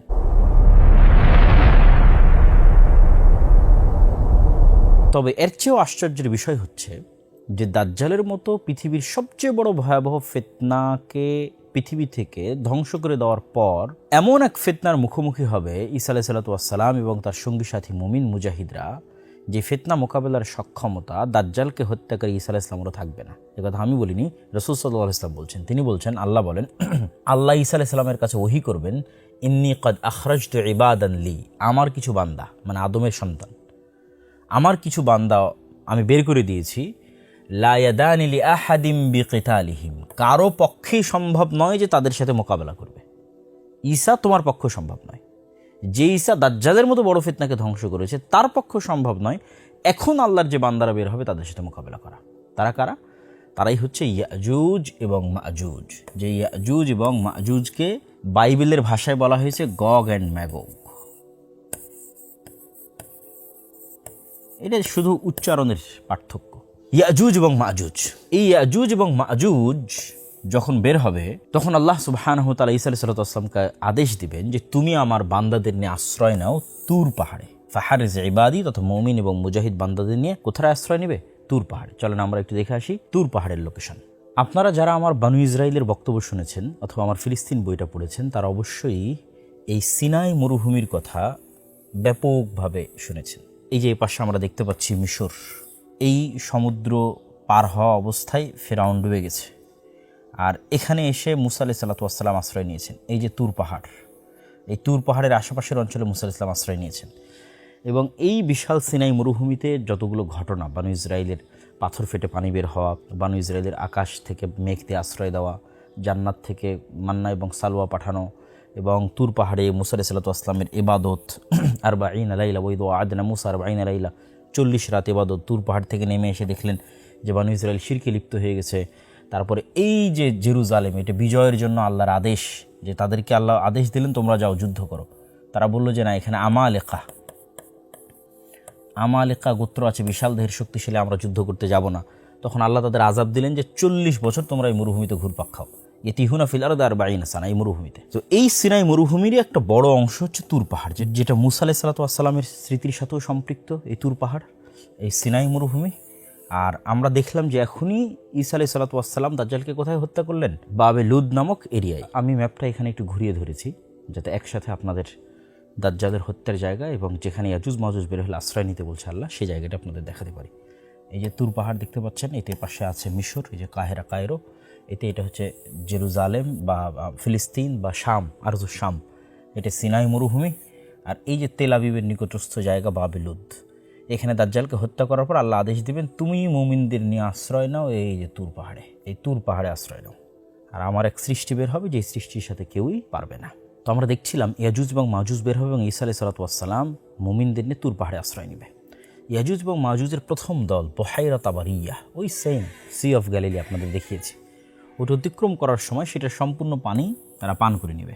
এই হাদিস থেকে একটা বিষয় আমাদের প্রশ্নবোধক চিহ্ন তৈরি হয়, যে দাজ্জাল যখন জিজ্ঞেস করলো যে এই বুহাইরা তাবারিয়ায় অচিরে একদিন পানি থাকবে না, তো অনেকেই মনে করে যে বুহাইরা তাবারিয়ার পানি দাজ্জাল বের হওয়ার আগেই শেষ হয়ে যাবে। তো দাজ্জাল বের হওয়ার আগে যদি সি অফ গ্যালিলি বা বুহাইরা তাবারিয়ার পানি শেষ হয়ে যায়, তাহলে ইয়াজুজ মাজুজ কীভাবে বুহাইরা তাবারিয়ার পানি পান করে? এটা একটা প্রশ্নবোধক। সুতরাং ওই হাদিসের অর্থ এরকম মনে করা, একদম ফাইনাল করে ফেলা যে দাজ্জাল বের হওয়ার আগেই নাখাল বাইসানের সকল খেজুর শেষ হয়ে যাবে, দাজ্জাল বের হওয়ার আগেই বুহাইরা তাবারিয়ার পানি শেষ হয়ে যাবে, একদম নির্ধারিত করে ফেলা, এইটার আসলে কোনো দলিল কোরআন এবং হাদিসে পাওয়া যায় না। বরং একদিন থাকবে না, এটার দ্বারা উদ্দেশ্য এটাও হতে পারে যে ইয়াজুজ মাজুজ একদিন এই সমুদ্রের পানি খেয়ে ফেলবে। এটাই উদ্দেশ্য হতে পারে, যেটা এই হাদিস থেকে বোঝা যাচ্ছে। আল্লাহু আ'লাম বিসওয়াব, সঠিক জ্ঞান আল্লাহ সুবহানাহু ওয়া তাআলার কাছে আছে। তো যখন এই ইয়াজুজ মাজুজের এই ভয়ঙ্কর ফিতনা পৃথিবীতে ছড়িয়ে পড়বে, তখন ঈসা আলাইহিস সালাতু ওয়াস সালাম মুমিনদের নিয়ে যে তুর পাহাড়ে আশ্রয় নিলেন, সেখানে তো কোনো খাবার নাই, পানি নাই, সারা পৃথিবী ইয়াজুজ মাজুজে পরিপূর্ণ, এবং তাদের সংখ্যা এত পরিমাণে বেশি হবে যে এই ভয়ঙ্কর ভয়াবহ ফিতনা অবস্থায় যখন কোনো খাবার পানি কিচ্ছু থাকবে না, ভয়ঙ্কর ভয়াবহ দুর্ভিক্ষ দেখা দিবে, তখন যে নবী নিজে হাতে দাজ্জালের মতো পৃথিবীর সবচেয়ে বড় ফিতনাকে ধ্বংস করলেন, সেই নবী এবং তার সঙ্গী সাথী সকলেই আল্লাহ সুবহানাহু ওয়া তাআলার দিকে একনিষ্ঠ মনে ফিরে যাবেন এবং আল্লাহ সুবহানাহু ওয়া তাআলার নিকটে দোয়া করবেন এবং আল্লাহর কাছে কান্নাকাটি করবেন যেন এই মহাবিপদ থেকে, ফিতনা থেকে তাদের মুক্তি দেওয়া হয়। তাদের দোয়া শ্রবণ করার মাধ্যমে আল্লাহ সুবহানাহু ওয়া তাআলা এক প্রকার পোকামাকড় তাদের কাঁধে দিয়ে দিবেন এবং সেখান থেকে এমন এক অসুস্থতা হবে যে তারা মৃত্যুবরণ করবে এবং সবাই মৃত্যুবরণ করবে, একসাথে একবারে মৃত্যুবরণ করবে। কামাউতি নাফাসিন ওয়াহিদাতিন, যেন একটা নাফসের মৃত্যু যেমন হয়, এরকম লক্ষ লক্ষ কোটি কোটি ইয়াজুজ মাজুজ একবারে শেষ হয়ে যাবে। তখন নবিউল্লাহ ঈসা, আল্লাহর নবী ঈসা পৃথিবীতে নেমে আসবেন, তুর পাহাড় থেকে দুনিয়াতে নেমে আসবেন, কিন্তু পৃথিবীতে এক বিঘত জায়গাও খালি পাবেন না যেটা বসবাসের মতো। কেন? ওই ইয়াজুজ মাজুজের মৃত লাশের গন্ধে। কেন? তাদের সংখ্যা এত বেশি। ইয়াজুজ মাজুজের সংখ্যাধিক্য বুঝতে গিয়ে একটা হাদিস আমরা সামনে রাখতে পারি, যে হাদিস রাসূলুল্লাহ সাল্লাল্লাহু আলাইহি ওয়াসাল্লাম বলছেন যে আদম সন্তানের প্রতি 1000-এ 999 জন জাহান্নামী বা জাহান্নামে যাবে। তখন সাহাবীরা অতি চিন্তিত হয়ে যায়। এখানে রাসূল সাল্লাল্লাহু আলাইহি ওয়াসাল্লাম বলছেন মিন কুল্লি আলফিন 999, প্রত্যেক 1000 থেকে 999 জন। তখন সাহাবীরা চিন্তিত হয়ে জিজ্ঞেস করলেন, আল্লাহ নবী, তাহলে আমাদের কী অবস্থা হবে? তখন রাসূল সাল্লাল্লাহু আলাইহি ওয়াসাল্লাম বললেন যে তোমাদের চিন্তার কোনো কারণ নাই, কেননা এই 999 জনের একজন হবে তোমাদের মধ্যে থেকে এবং বাকিরা হবে ইয়াজুজ এবং মাজুজ থেকে, তথা তাদের জাহান্নামে যত মানুষ জাহান্নামে যাবে তার একটা বড় অংশ হবে ইয়াজুজ এবং মাজুজ। একদম আদম থেকে নিয়ে কিয়ামত পর্যন্ত যত মানুষ জাহান্নামে যাবে তার একটা বড় অংশ হবে ইয়াজুজ মাজুজ। তাহলে ইয়াজুজ মাজুজের সংখ্যা কত হতে পারে? আল্লাহু আকবার। তো মৃত লাশের গন্ধে এক বিঘত জায়গাও খালি থাকবে না। তখন তারা পুনরায় দ্বিতীয়বারের ন্যায় আল্লাহ সুবহানাহু ওয়া তাআলার নিকট একনিষ্ঠ মনে দোয়া করবেন, কান্নাকাটি করবেন। তখন এবার দ্বিতীয়বার তাদের দোয়া কবুল করে আল্লাহ সুবহানাহু ওয়া তাআলা এক প্রকার পাখি পাঠাবেন, যে পাখির কথা রাসূলুল্লাহ সাল্লাল্লাহু আলাইহি ওয়াসাল্লাম বলছেন কাআনাকিল বুখতি। বুখত গোত্রের উটগুলো যেমন তাদের কুঁচগুলো যেমন খুবই উঁচু, ওইরকম খুবই উঁচু কুঁচ বিশিষ্ট এক প্রকার পাখি আল্লাহ সুবহানাহু ওয়া তাআলা পাঠাবেন। এই পাখিগুলো এই ইয়াজুজ মাজুজের লাশগুলোকে বহন করবে এবং আল্লাহ যেখানে চাইবেন সেখানে ফেলে দেবে। উত্তর মেরু, দক্ষিণ মেরু, যে কোনো জায়গা যেখানে হয়তো মানুষ বসবাস করে না, সাইবেরিয়া, বরফ আচ্ছাদিত, যেটা মানুষের যাওয়া এবং আসার বাইরে, আল্লাহ সুবহানাহু ওয়া তাআলা যেখানে ভালো মনে করবেন সেখানে গিয়ে তারা ফেলে দেবে। এবং পৃথিবীকে বসবাস উপযোগী করার জন্য আল্লাহ সুবহানাহু ওয়া তাআলা আসমানকে আদেশ দিবেন বৃষ্টি বর্ষণ করার জন্য, এবং সারা পৃথিবী বৃষ্টি বর্ষণ হয়ে ধুয়ে মুছে সাফ হয়ে যাবে। ধুয়ে মুছে সাফ হয়ে যাওয়ার পর এবার আল্লাহ সুবহানাহু ওয়া তাআলা জমিনকে আদেশ দিবেন তোমার মধ্যে যা বরকত আছে সব উৎপন্ন করে দাও। আসমানকে আদেশ দিবেন যা বরকত আছে সব অবতীর্ণ করে দাও। তথা জমিনে এমন ফসল উৎপাদন হবে যে একটা ডালিম, একটা গ্রাম, একটা বংশ, একটা গাভীর দুধ, একটা গ্রাম, একটা বংশ, এত পরিমাণে রহমত এবং বরকতে পৃথিবী পরিপূর্ণ হয়ে যাবে। এবং রাসূলুল্লাহ সাল্লাল্লাহু আলাইহি ওয়াসাল্লামের ভাষা অনুযায়ী বিভিন্ন রিওয়ায়েতে, কোনো রিওয়ায়েতে 7 বছর, কোনো রিওয়ায়েতে 10 বছর এই সময়টি চলমান থাকবে। এই সময়ের পরে আল্লাহ সুবহানাহু ওয়া তাআলা একটি ঠান্ডা বাতাস পাঠাবেন, শীতল হাওয়া। এই সময়টা হবে পৃথিবীর শান্তি, নিরাপত্তায় পরিপূর্ণ। কোনো মারামারি, কোনো গণ্ডগোল, কোনো যুদ্ধাস্ত্র, কোনো তরবারি, কোনো তীর ধনুক কিচ্ছু প্রয়োজন হবে না মানুষের। শুধু আরাম এবং শান্তির হবে এই সময়টা, ন্যায় এবং ইনসাফের। তারপর একটি শীতল বাতাসে আল্লাহ সুবহানাহু ওয়া তাআলা সকল মুমিনকে রিহান তাইয়্যিবা, এক শীতল বাতাস আল্লাহ পাঠাবেন। এই শীতল বাতাসে রূহা কুল্লি মুমিনিন ওয়া কুল্লি মুসলিমিন, সকল মুমিন, সকল মুসলিম মারা যাবে। শুধু কারা বাকি থাকবে? শিরারুন নাস, ফাসিক এবং ফাজের মানুষেরা বাকি থাকবে। এই ফাসিক এবং ফাজের মানুষদের উপরই একটা সময় গিয়ে কিয়ামত কায়েম হবে। কতদিন পরে ওটাও আল্লাহ সুবহানাহু ওয়া তাআলা ভালো জানেন, ওটাও আমরা জানি না। কিন্তু ওই সময়গুলো সেই সময় যখন কোরআন থাকবে না, কালিমা লা ইলাহা ইল্লাল্লাহ থাকবে না, আল্লাহর নাম উচ্চারণ করার মতো কেউ থাকবে না, মক্কায় হজ হবে না, কাবা ঘর ধ্বংস হয়ে যাবে। ওই সময়গুলো হচ্ছে সেই সময় যখন মানুষ কুকুর শ্রীগালের ন্যায় খোলা মাঠে যৌন মিলনে লিপ্ত হবে, কোনো লজ্জাবোধ কাজ করবে না। এই যে ভয়ঙ্কর ভয়াবহ যে সময়গুলো, এই সময়গুলো ঈসা আলাইহিস সালামের আগমনের পূর্বের সময় নয়। ঈসা আলাইহিস সালামের আগমনের পূর্ব পর্যন্ত, দাজ্জালের আগমনের পূর্ব পর্যন্ত কোরআন থাকবে, হাদিস থাকবে, দ্বীনের জ্ঞান থাকবে, মসজিদ থাকবে, মাদ্রাসা থাকবে, হজ থাকবে, ওমরা থাকবে, লা ইলাহা ইল্লাল্লাহ থাকবে, সব থাকবে, জিহাদ থাকবে, মুজাহিদ থাকবে, সবই থাকবে। আর এই যে যেগুলো একদম না থাকা, পরিপূর্ণ খারাপে পরিপূর্ণ হয়ে যাবে পৃথিবী, এটা হবে ঈসা আলাইহিস সালামের মৃত্যুর পরে। আর ঈসা আলাইহিস সালামকে কবর দেওয়া হবে মুহাম্মদ সাল্লাল্লাহু আলাইহি ওয়াসাল্লামের পাশে। আমরা যদি রাসূলুল্লাহ সাল্লাল্লাহু আলাইহি ওয়াসাল্লামের কবর দেখি মসজিদে নববীতে, তাহলে আমাদের কাছে একটি বিষয় স্পষ্ট হবে যে এখানে রাসূলুল্লাহ সাল্লাল্লাহু আলাইহি ওয়াসাল্লামের কবর। আমরা কল্পনা করি যে এখানে রাসূল সাল্লাল্লাহু আলাইহি ওয়াসাল্লামের কবর আছে। রাসূল সাল্লাল্লাহু আলাইহি ওয়াসাল্লাম থেকে আরেকটু রাসূলের কাঁধ বরাবর জায়গা থেকে আবু বকর রাদিয়াল্লাহু আনহুর কবর, তার থেকে আরেকটু পিছনে তার কাঁধ বরাবর ওমর রাদিয়াল্লাহু আনহুর কবর, এইভাবে। আর রাসূল সাল্লাল্লাহু আলাইহি ওয়াসাল্লামের এই পাশের জায়গা খালি আছে, এই পাশে কারো কবর নাই, এই পাশে আবু বকর এবং ওমরের কবর। এই যে পাশে রাসূল সাল্লাল্লাহু আলাইহি ওয়াসাল্লামের খালি জায়গা আছে, ঈসা আলাইহিস সালাতু ওয়াসসালামকে দাফন করা হবে এবং কবর দেওয়া হবে তার মৃত্যুর পর। প্রিয় দর্শক ও শ্রোতা, আমরা মোটামুটি দীর্ঘ সময় যাবত কিয়ামতের পূর্ব মুহূর্তে সংঘটিত বিষয়গুলোর উপর সবচেয়ে বিশুদ্ধ যে হাদিসগুলো, বিশেষ করে বুখারী মুসলিমে এসেছে, দাজ্জাল সংক্রান্ত, ইয়াজুজ মাজুজ সংক্রান্ত, সেগুলোর মোটামুটি একটা সারমর্ম আলোচনা আমরা ইতিমধ্যেই করে ফেলেছি। আরও কয়েকটি বিষয়ে আমাদের মধ্যে ব্যাপকভাবে আলোচিত হয়, সেগুলোর প্রতিও ইঙ্গিত না করলেই নয়। তার মধ্যে একটি হচ্ছে যে ইমাম মাহদী।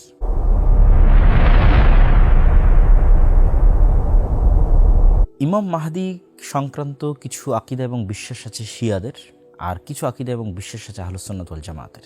শিয়াদের বিশ্বাস হচ্ছে তাদের ইসনা আশার 12 ইমাম, পবিত্র ইমাম, তাদের মধ্যে 12তম ইমাম তিনি নিজেকে অদৃশ্য করে নিয়েছেন, কোনো পাহাড়, কোনো গার, কোনো এরকম কোথাও তিনি অদৃশ্য অবস্থায় আছেন। এই জন্য তারা বলে আল মাহদি আল মুনতাজার, তথা তিনি পৃথিবীতেই আছেন, তার অপেক্ষা তারা করতেছে এবং সেই মাহদির জন্য তারা কামনা করে বা সেই মাহদিকে তারা চায় যে সে দ্রুত ফিরে আসুক। আহলুস সুন্নাত ওয়াল জামাতের ক্ষেত্রে ইমাম মাহদির বিষয়ে এরকমের কোনো আকীদা বা বিশ্বাস নাই, বা এই বিষয়গুলো সম্পূর্ণরূপে একটি ভ্রান্ত আকীদা এবং বিশ্বাসের অংশ।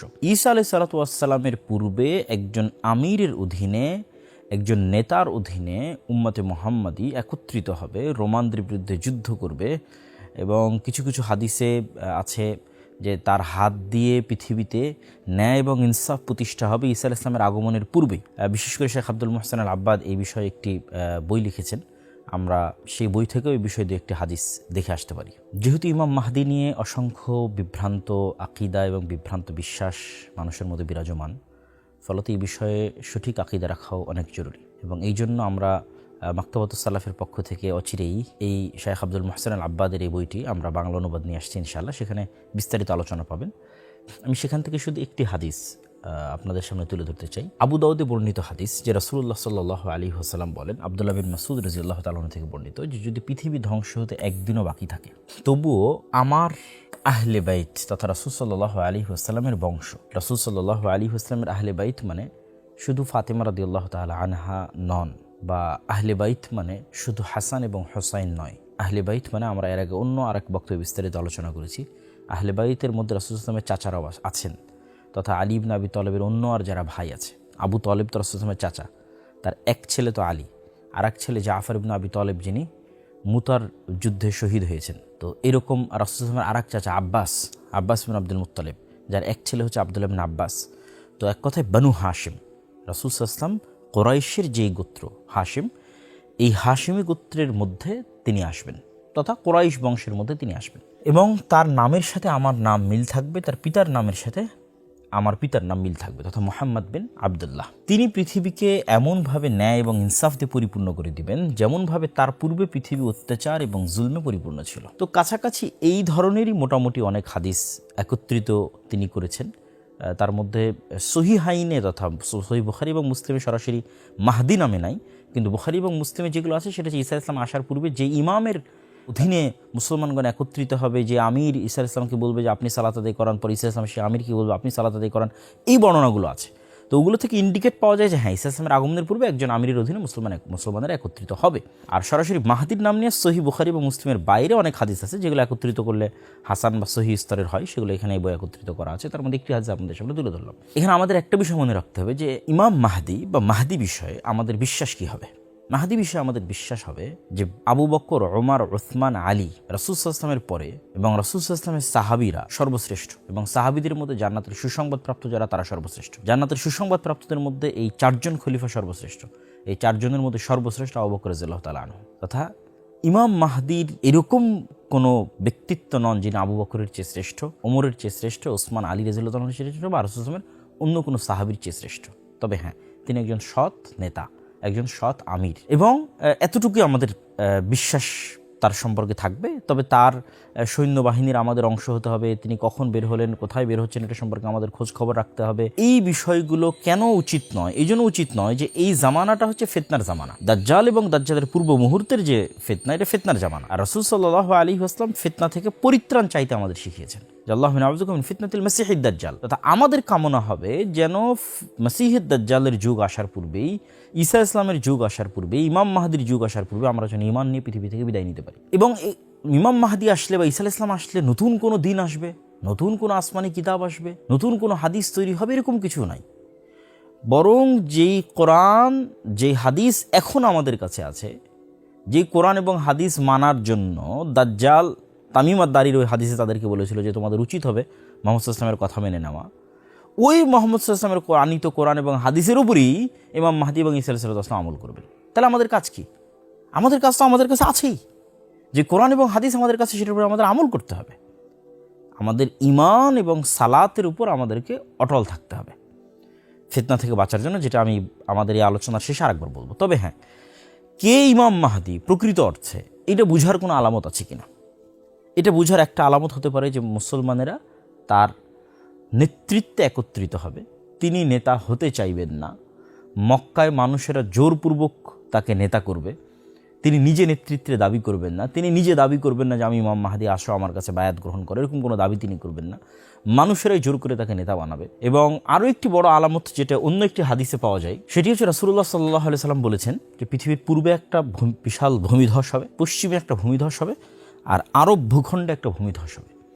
এবং কিছু কিছু হাদিসে আরব ভূখণ্ডে ভূমিধসের এই জায়গাটা নির্ধারিত করা আছে। এখানে আপনাদের সামনে সহিহ মুসলিমের আমরা একটা হাদিস তুলে ধরেছি, যেখানে আরব ভূখণ্ডে ভূমিধসের জায়গাটা নির্ধারণ করা আছে বাইদা নামক জায়গায় ভূমিধসটা হবে। এবং এই ভূমিধসের ক্ষেত্রে রাসূল সাল্লাল্লাহু আলাইহি ওয়াসাল্লাম তার বংশের একজন ব্যক্তির কথা বলছেন, যিনি মক্কায় আশ্রয় নেবেন, তার বিরুদ্ধে সেনাবাহিনী পাঠানো হবে। ওই সেনাবাহিনী এই বাইদা নামক জায়গায় ভূমিধসের শিকার হবে। তো হাদিসের সিনক্রোনাইজেশনে মনে হচ্ছে যে রাসূল সাল্লাল্লাহু আলাইহি ওয়াসাল্লাম কুরাইশ বংশের যে ব্যক্তির কথা বলছেন যে মক্কায় আশ্রয় নেবে, সেটাই হয়তো আমরা যে ইমাম মাহদির কথা বলতেছি তিনি হতে পারেন। তথা যখন আমরা দেখব যে জাজিরাতুল আরবে একটা ভূমিধস হয়েছে, যেই ভূমিধসে পুরো অংশ মাটির নিচে ঢুকে গেছে, এবং সেটা যদি বাইদা নামক জায়গায় হয়, যদিও বর্তমান সৌদি আরবে বাইদা নামে অসংখ্য জায়গা আছে, তারপরও আধুনিক যুগের বিশ্লেষকগণ একটা জায়গাকে এই হাদিসের সাথে কানেক্টেড করেছেন, সেটা আমরা দেখাচ্ছি। এই জায়গায় হবে নিশ্চিত এটা বলাও কঠিন। রাসূলুল্লাহ সাল্লাল্লাহু আলাইহি সাল্লামের যুগে এই বাইদা নাম কোন জায়গার ক্ষেত্রে প্রয়োগ করা হতো সেটি খুঁজে বের করা, এবং এখনকার অসংখ্য জায়গা বাইদা নামে হওয়া বিষয়টা একটু জটিল। তারপর আমরা দেখাই, এখানে আমরা দেখতে পাচ্ছি যে মসজিদের যে হারাম এরিয়া আছে, এই হারাম এরিয়া যেখান থেকে শেষ হয়, এই শেষ হওয়ার পরে আমরা যেখান থেকে মদিনার মিকাত যেটাকে বলি জুল হুলাইফা, এখান থেকে হাজিগণ মক্কা যাওয়ার জন্য যখন উমরা বা হজে যান, তখন মদিনার মানুষ এখান থেকে ইহরাম বাঁধে। আর এই যে এটা হচ্ছে মসজিদে কুবা, এদিকে মসজিদে নববী। এই যে এখানে আমরা একটা জায়গা দেখতে পাচ্ছি আল বাইদা, জুল হুলাইফা পার হওয়ার পরে এবং জাবাল ঈদ যেখানে হারামের এরিয়া শেষ হয়, তারপরই এই যে বাইদা নামক আমরা জায়গা দেখতে পাচ্ছি। এটা মিকাত জুল হুলাইফা, মিকাতের মসজিদ। এবং এইদিকে জাতুল জাইশ, যেখানে আয়েশা রাদিয়াল্লাহু তাআলা আনহার হার হারিয়ে গেছিল, যে লম্বা ঘটনা এবং তায়াম্মুমের আয়াত অবতীর্ণ হয়েছিল। এই এরিয়ার মাঝামাঝি এরিয়াই হচ্ছে বাইদা, একটা ফাঁকা জায়গা। নির্ধারিত আমরা জায়গা বুঝতে না পারলেও জাজিরাতুল আরব, আরব উপদ্বীপে একটা ভয়ঙ্কর ভূমিধস হবে। এই ভূমিধসের মাধ্যমে নিশ্চিত হওয়া যেতে পারে যে ইমাম মাহদি তিনি। এখানে আরও একটি বিষয় প্রশ্নবোধক চিহ্ন থেকে যায়, সেটি হচ্ছে আসফাহানের ইহুদিরা। এই হাদিসটাও আমাদের জানা দরকার।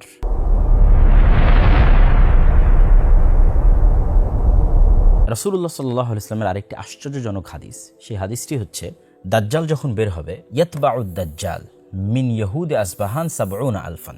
দাজ্জালের অনুসারী কারা হবে, দাজ্জালের সাথে কারা থাকবে, কারা দাজ্জালের আনুগত্য করবে, অনুসরণ করবে এবং দাজ্জালের হয়ে লড়াই করবে। তো রাসূল সাল্লাল্লাহু আলাইহি ওয়াসাল্লাম বলছেন যে ইস্পাহানের ৭০,০০০ ইহুদি দাজ্জালের অনুসারী হবে। তো চলেন আমরা দেখে আসি ইস্পাহান শহরটি কোথায়। বর্তমান যে ইরান, এই ইরান অঞ্চল এবং ইরানের আশেপাশের অঞ্চলগুলো বা মধ্য এশিয়ার অঞ্চলগুলো ইসলামে বিভিন্ন দিক থেকে খুবই গুরুত্বপূর্ণ। তার মধ্যে একটা হাদিস আপনাদের জানা আছে, রাসূল সাল্লাল্লাহু আলাইহি ওয়াসাল্লাম বলেছেন যে দিন যদি সুরাইয়া তারকার ওখানেও থাকে, তবুও খোরাসান অঞ্চল, মাওয়ারা ইন নাহার, এই অঞ্চলের মানুষেরা সেখান থেকে দিন নিয়ে আসবে। এবং আমরা যদি দেখি যে হাদিস শাস্ত্রের যে ইতিহাস, এই ইতিহাসে সবচেয়ে অবদান কাদের বেশি, তাহলে আমরা দেখব এই অঞ্চলগুলো একসময় ইলমের মার্কাজ ছিল। এই যে নিশাপুর, এই নিশাপুর ইলমের অনেক বড় মার্কাজ, এটা আজকের ইরানের অন্তর্ভুক্ত। এই যে তেহরান, এই তেহরানের নিকটবর্তী অঞ্চল হচ্ছে এবং আবু হাতেম আর রাজি, আবু জুরআ আর রাজি, তাদের যে দার্সের জায়গা রায়, সেই অঞ্চল। তারপর আসবাহান, এখান থেকে অসংখ্য আলেম ওলামা বের হয়েছে, আবু নুআইম আল আসবাহানি থেকে শুরু করে আরও অসংখ্য আলেম ওলামা, যেমন নিশাপুরি ইমাম হাকিম, অনেক বড় মুহাদ্দিস, মুস্তাদরাক হাকিমের লেখক। তো এই অঞ্চলগুলো থেকে যদি আমরা আরও একটু মাওরাই নাহার তথা আমুদরিয়া এবং শিরদরিয়ার ওইদিকে যাই, তাহলে দেখবো ইমাম বুখারী, ইমাম মুসলিম নিজে নিশাপুরের, ইমাম বুখারী, মুসলিম, আবু দাউদ, নাসাই, তিরমিজি, তারা সব এই অঞ্চল থেকে তাদের আগমন ঘটেছে। কিন্তু এই অঞ্চল সম্পর্কে রাসূলুল্লাহ সাল্লাল্লাহু আলাইহি ওয়াসাল্লামের আরেকটি ব্যতিক্রম হাদিস, যেটি আমরা কিছুক্ষণ আগে শুনলাম, যে এই আসফাহান থেকে ৭০,০০০ ইহুদি কিয়ামতের পূর্ব মুহূর্তে দাজ্জালের অনুসারী হবে। সুতরাং এটি একটি চমকে দেওয়ার মতো বিষয় যে এখন আসফাহান একটি ইরান শাসিত অঞ্চল এবং একটি শিয়া শাসিত অঞ্চল। হয়তো অদূর ভবিষ্যতে, আল্লাহু আলাম, আল্লাহ ভালো জানে, ৭০,০০০ মানে তো অনেক মানুষ, তথা অদূর ভবিষ্যতে এরকমও হতে পারে যে আজকের যে ইসরায়েল বা আজকের যে জেরুজালেম, সেখান থেকে ইহুদিরা সব বিতাড়িত হয়ে আসফাহানে গিয়ে আশ্রয় নিল, এবং যখন দাজ্জাল বের হচ্ছে তখন আসফাহানের সকল ইহুদি দাজ্জালের অনুসারী হচ্ছে, হতেও পারে, আল্লাহু আলাম, আল্লাহ সুবহানাহু ওয়া তাআলা ভালো জানে।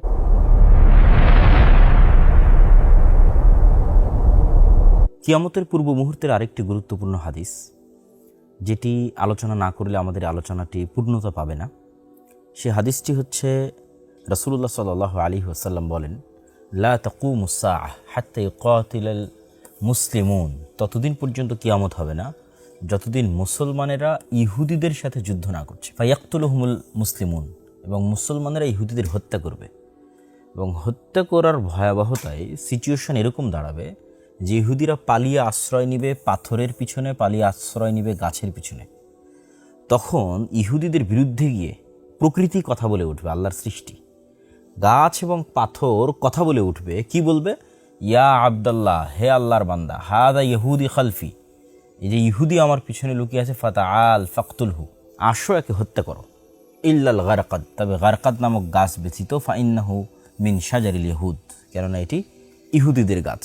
চলুন আমরা একটু সেই গাছটি দেখে আসি। ইহুদিরা যখন বিভিন্ন পাথর এবং গাছের আড়ালে আশ্রয় নেবে, যখন সকল গাছ কথা বলবে, সকল পাথর কথা বলবে, কিন্তু বিশেষ যে গাছটি কথা বলবে না, যেটা আপনারা হাদিসে দেখলেন গারকাত গাছ, সেই গাছটা আপনারা আমার পিছনে দেখতে পাচ্ছেন। এই ধরনের ঝুপড়ির মতো গাছটি হচ্ছে গারকাত গাছ। প্রিয় উপস্থিতি, এই ঘটনাটি কখন ঘটবে? এই হাদিসের যেগুলো অন্যান্য রেওয়ায়াত, এটি সহিহ মুসলিমের বর্ণনা, অন্যান্য রেওয়ায়াত যেগুলো বিভিন্ন বইয়ে এসেছে তার মধ্যে কিছু দুর্বলতাও আছে, সেগুলোর আলোকে ব্যাখ্যাকার ইমাম নববী সহ আরও যারা বড় বড় ব্যাখ্যাকার আছেন তারা লিখেছেন এই ঘটনাটা ঘটবে যখন মুসলমানেরা ঈসা আলাইহিস সালামের সাথে থাকবে এবং দাজ্জালকে হত্যা করার পর দাজ্জালের সাথে যে ইহুদিরা থাকবে, ওই যে আমরা আরেক হাদিসে বললাম 70,000 ইহুদি থাকবে দাজ্জালের সাথে ইস্পাহানের, সেই ইহুদিদেরকে এবার, বাকি ইহুদিদেরকে এবার মুসলমানেরা হত্যা করবে। তখন ওই সমস্ত ইহুদিরা এইভাবে আশ্রয় নেবে বিভিন্ন জায়গায়, এবং তখন প্রকৃতি তাদের বিরুদ্ধে গিয়ে কথা বলে উঠবে।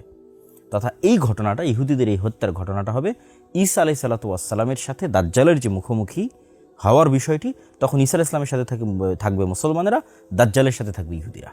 সেই যে ফাইনাল যুদ্ধ, ওই ফাইনাল যুদ্ধে এই ঘটনাটি ঘটবে। আল্লাহু আ'লাম বিসওয়াব। আল্লাহ সুবহানাহু ওয়া তাআলা বেশি জানেন এবং ভালো জানেন।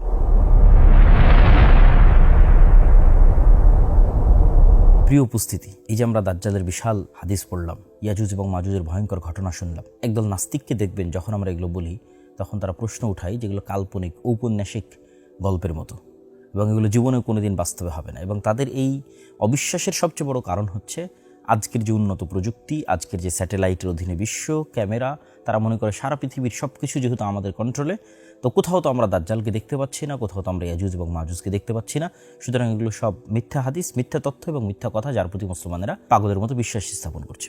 কিন্তু আমাদের প্রথমত এই বিষয়গুলোর প্রতি আমাদের প্রথম দায়িত্ব এবং কর্তব্য হচ্ছে সামি'না ওয়া আতা'না, আমরা শুনেছি, ঈমান এনেছি এবং অনুসরণ করেছি। এটি উম্মতে মুহাম্মাদের বৈশিষ্ট্য। রাসূলুল্লাহ সাল্লাল্লাহু আলাইহি ওয়াসাল্লাম যখন মেরাজ সফর করেছিলেন, তখন আবু বকর রাদিয়াল্লাহু তাআলা আনহু সেটির সত্যায়ন করার কারণে তিনি সিদ্দিক।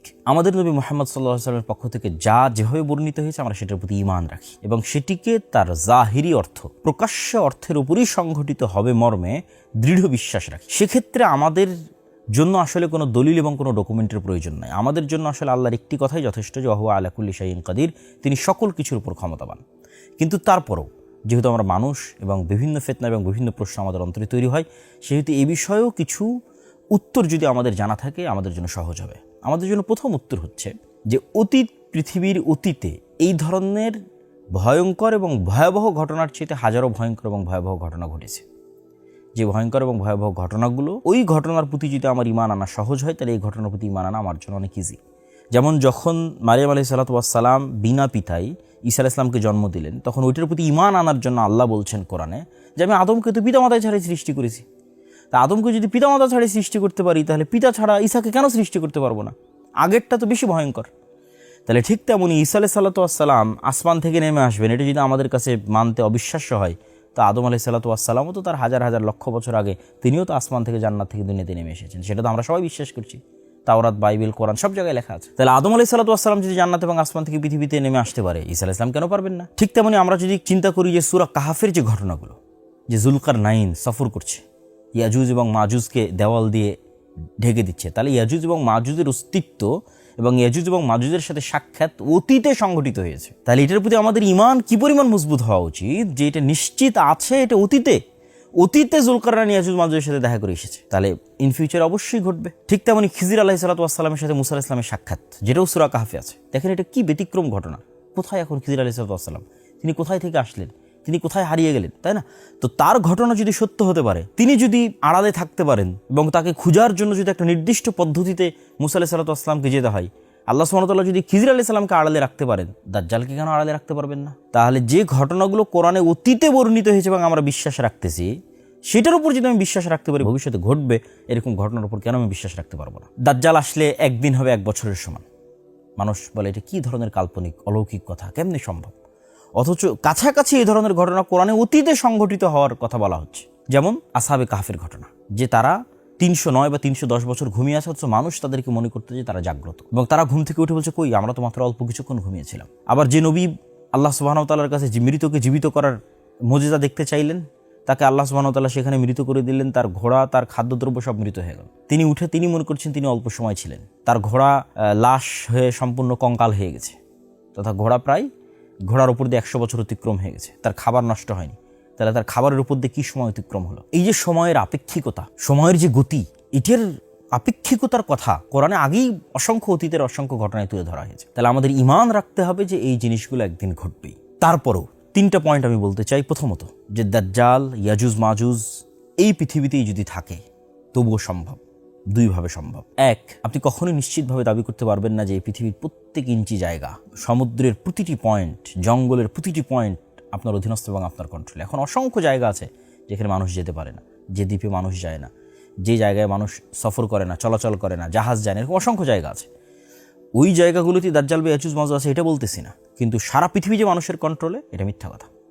দ্বিতীয়ত, দাজ্জালের সাথে যদি তামিম আদ-দারির সাক্ষাৎ হয়ে থাকে, এই যুগেও মানুষের সাক্ষাৎ হওয়া সম্ভব নয়। হয়তো দাজ্জাল কোথায় আছে এটা যাদের সাথে দাজ্জালের যোগাযোগ তারা জানে। যেমন এপিস্টিন ফাইল প্রকাশের আগে কে জানতো যে এরকম একটা দ্বীপ, যেই দ্বীপে মানুষ জাহাজ নিয়ে যায়, উড়োজাহাজে, প্রাইভেট জেটে যায় এবং এই ধরনের অপরাধ করে, কে জানতো? কেউ তো জানতো না। 2 নম্বর, আমরা যে পৃথিবীতে বসবাস করছি, এই পৃথিবীতে তো আমাদের সাথে জিন এবং শয়তান এবং ফেরেশতা, তারাও তো আমাদের সাথে আছে, আমাদের আশেপাশে আছে, কিন্তু আমরা কি তাদের দেখতে পাচ্ছি না? তাহলে আমরা যদি জিন শয়তান তাদের দেখতে না পাই, অথচ তারা আমাদের সাথে আছে এই পৃথিবীতে, তাহলে আমরা দাজ্জাল এবং ইয়াজুজ মাজুজকে দেখতে পেতেই হবে? এই প্রশ্ন কেন আমাদের অন্তরে উত্থিত হচ্ছে? এবং আজকের বিজ্ঞানও বলতেছে যে বিভিন্ন ডাইমেনশনে আল্লাহর সৃষ্টি থাকতে পারে। আমরা থাকি 3D, 4D, 5D, 6D, আমাদের চেয়ে উপরের ডাইমেনশনে যারা আছে তাদের আমরা দেখতে পাবো না, কিন্তু তারা আমাদের দেখতে পাবে। এবং সর্বশেষ পয়েন্ট, আল্লাহ সুবহানাহু ওয়া তাআলা কোরআন মাজিদে বলেছেন যে তিনি 7 আসমান এবং 7 জমিন সৃষ্টি করেছেন। তো আল্লাহ সুবহানাহু ওয়া তাআলার অন্য জমিনেও তো থাকতে পারে দাজ্জাল, ইয়াজুজ মাজুজ, খিজির আলাইহিস সালাতু ওয়াস সালাম, তারা তো অন্য জমিনেও থাকতে পারে। এটা অস্বাভাবিক কিছু নয়, কেন ওই সমস্ত জমিনেও আল্লাহ সুবহানাহু ওয়া তাআলার আদেশ এবং ওহী অবতীর্ণ হয়, এটা আল্লাহ সুবহানাহু ওয়া তাআলা বলেছেন। এবং কিয়ামতের পূর্ব মুহূর্তে দাজ্জাল কেন্দ্রিক যে ঘটনাগুলো, এগুলো তো একটা বৈপ্লবিক এবং ব্যতিক্রম ঘটনা, প্রত্যেকটা ব্যতিক্রম ঘটনা। দাজ্জালের কাছে জান্নাত থাকবে, জাহান্নাম থাকবে, আসমান তার কথা শুনবে, জমিন তার কথা শুনবে। দাজ্জালের উপস্থিতিও একটা ব্যতিক্রম ঘটনা, যার ফলশ্রুতিতে পৃথিবীতে এত ব্যাপক পরিবর্তন হবে যে পৃথিবীর 1 দিন হবে 1 বছরের সমান। সুতরাং এই বিষয়গুলোকে যদি আমরা একটা আরেকটার সাথে রিলেট করি, তাহলে আমরা বুঝতে পারবো যেখানে অসম্ভব বলে কোনো কিছু নাই, আর আল্লাহ সুবহানাহু ওয়া তাআলা সকল কিছুর উপর ক্ষমতাবান। সুতরাং এই ধরনের বিশ্বাস স্থাপন করা যে দাজ্জাল মানে AI, দাজ্জাল মানে আমেরিকা, দাজ্জাল মানে অন্য কিছু, দাজ্জাল মানুষ নয়, বা ইয়াজুজ মাজুজ মানে অন্য কিছু, অন্য কেউ, জি না, ইয়াজুজ মাজুজ আদমের সন্তান, দাজ্জালও আদমের সন্তান। হাদিসে এবং কোরআনে যেভাবে বলা আছে সেভাবেই সংঘটিত হবে, এটি আমাদের ঈমান থাকতে হবে। আল্লাহ সুবহানাহু ওয়া তাআলা আমাদের কবুল করুক, আল্লাহুম্মা আমিন।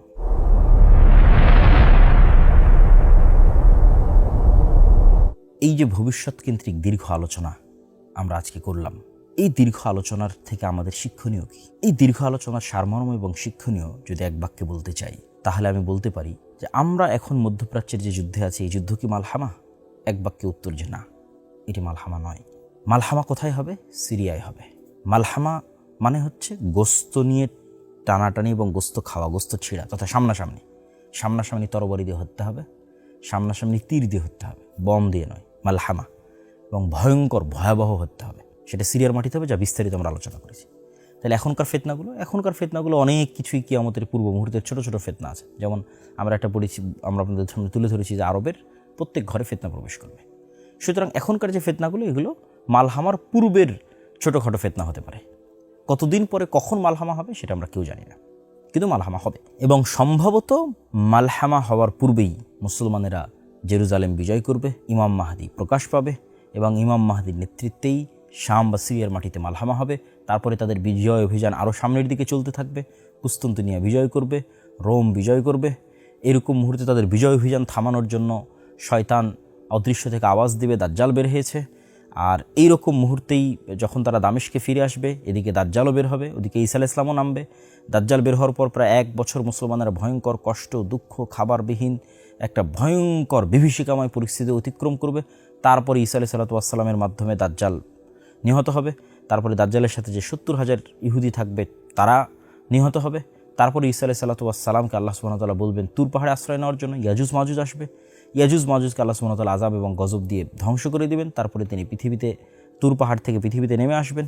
পৃথিবীতে নেমে এসে তিনি 7 বছর 10 বছর একটা দীর্ঘ সময়ব্যাপী ন্যায় এবং ইনসাফের শাসন প্রতিষ্ঠা করবে। তারপরে এক শীতল বাতাসে সকল মুমিন মুসলমান মারা যাবে এবং ফাসেক ফাজেরদের উপর কিয়ামত প্রতিষ্ঠিত হবে। প্রিয় উপস্থিতি, এই ঘটনাগুলো থেকে আমাদের শিক্ষণীয় হচ্ছে যে ভয়ঙ্কর ফিতনার মুহূর্তে আপনি ঈমান কিভাবে ধরে রাখবেন, ভয়ঙ্কর ফিতনার মুহূর্তে আপনি হিদায়াতের উপর কিভাবে থাকবেন।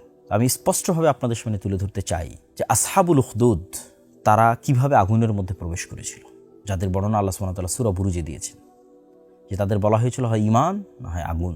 তো তখন তারা ঈমানকে মূল্যায়ন করতে গিয়ে স্বেচ্ছায় আগুনের মধ্যে ঝাঁপিয়ে পড়েছে। এটা সম্ভব হয়েছিল শুধু কিসের কারণে?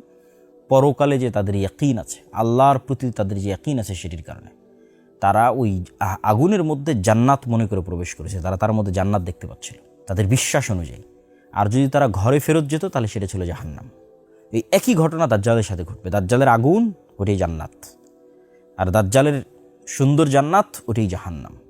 তাহলে এটার প্রতি আপনি ইয়াকিন যখন পরকালের প্রতি আপনার সর্বোচ্চ লেভেলের হবে, দুনিয়াবি কোনো লোভ, দুনিয়াবি কোনো স্বার্থ, সেটি 1 টাকার সমপরিমাণও যদি হয়, যদি আপনাকে দুর্বল এবং পরাস্ত না করতে পারে, আল্লাহর শক্তি, আল্লাহর ক্ষমতা, আল্লাহর অস্তিত্বের উপর যদি আপনার সর্বোচ্চ লেভেলের বিশ্বাস থাকে, তবেই আপনি দুনিয়া থেকে ঈমান নিয়ে বিদায় নিতে পারবেন। তো দাজ্জালের এই ফিতনা আমাদের প্রমাণ করে যে দুনিয়ার সফলতা মানে ঈমান নিয়ে বিদায় নেওয়া। দুনিয়ার সফলতা মানে ধন দৌলত, টাকা পয়সা, বাড়ি গাড়ি নয়। কেন? ওগুলোর প্রতি ন্যূনতম লোভ থাকলে দাজ্জালের ফিতনা থেকে আপনি বাঁচতে পারবেন না। তাহলে দুনিয়ার বিজয় মানে ঈমান অবস্থায়, সালাত অবস্থায় দুনিয়া থেকে বিদায় নেওয়া। এবং মুসলমানদের কাজ এই ধরনের ভবিষ্যৎ কেন্দ্রিক ঘটনার পিছনে পড়ে প্রোডাক্টিভিটি নষ্ট না করা, যে হ্যাঁ ইমাম মাহদি আসলেই তবেই আমরা সব কিছু করবো, তার আগে আমাদের কোনো কাজ নাই। এটা মুসলমানদের প্রোডাক্টিভিটি নষ্ট করে এবং এটা আমি মনে করি একটি ঈমান বিরোধী কার্যকলাপ। বরং মুসলমানদের সবসময় সদা সর্বদা অ্যাক্টিভ থাকতে হবে। কেন?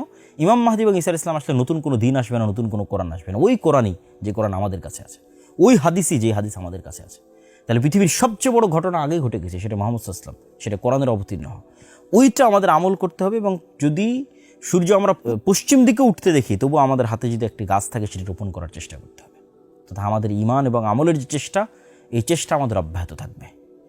এবং এই সমস্ত ঘটনা কেন্দ্রিক আমাদের কাজ কি? ফিতনা থেকে বাঁচতে চাই। আল্লাহুম্মা নাউযুবিকা মিন ফিতনাতিল মাসীহিদ দাজ্জাল, যে দাজ্জাল এবং দাজ্জালের সময়ের যে ভয়ঙ্কর ফিতনাগুলো আছে, এই ফিতনার যুগগুলো আসার পূর্বেই যেন আল্লাহ আমাদের ঈমান অবস্থায় দুনিয়া থেকে যাওয়ার তৌফিক দান করে। এই মর্মে আগ্রহী না হওয়া যে না আমি ওই যুদ্ধগুলোতে অংশগ্রহণ করবো, ওই ফিতনার সময় আমি থাকবো কেন। কেউ গ্যারেন্টি দিয়ে বলতে পারবে না ওই ফিতনার সময় সে ঈমান নিয়ে থাকতে পারবে কিনা। তাই নবীর শিক্ষা অনুযায়ী ওই ফিতনাগুলো আসার পূর্বেই আমাদের আল্লাহর কাছে পরিত্রাণ চাওয়া উচিত, আমরা যেন দুনিয়া থেকে বিদায় নিতে পারি। আল্লাহ সুবহানাহু ওয়া তাআলা আমাদের এই ফিতনা সংক্রান্ত হাদিসগুলো সঠিকভাবে বুঝার, সালাফে সালেহিনের ব্যাখ্যা এবং বুঝ অনুযায়ী বুঝার, সেগুলোর প্রতি ঈমান রাখার এবং এই ফিতনা থেকে আল্লাহর নিকটে বাঁচতে চাওয়ার, এবং ঈমান এবং সালাত, পরকালের প্রতি গভীর আস্থা, আল্লাহর প্রতি গভীর আস্থা এবং সালাত। আর এই বিষয়ে এই ঈমান মজবুত করার জন্যই মূলত আমাদের আল্লাহর পথে যাত্রা বইটি লেখা। তাই ফিতনার সময় যদি কেউ ঈমান মজবুত রাখতে চান, তিনি অবশ্যই আমাদের আল্লাহর পথে যাত্রা বইটি পড়তে পারেন। আর পরবর্তী কোনো পর্বে ইনশাআল্লাহ আমরা সূরা কাহফের যে ঘটনাগুলো আছে সেগুলো নিয়ে বিস্তারিত আপনাদের সাথে কথা হবে। আল্লাহ আমাদের কবুল করুক। আল্লাহুম্মা আমিন। আসসালামু আলাইকুম ওয়া রাহমাতুল্লাহি ওয়া বারাকাতুহু।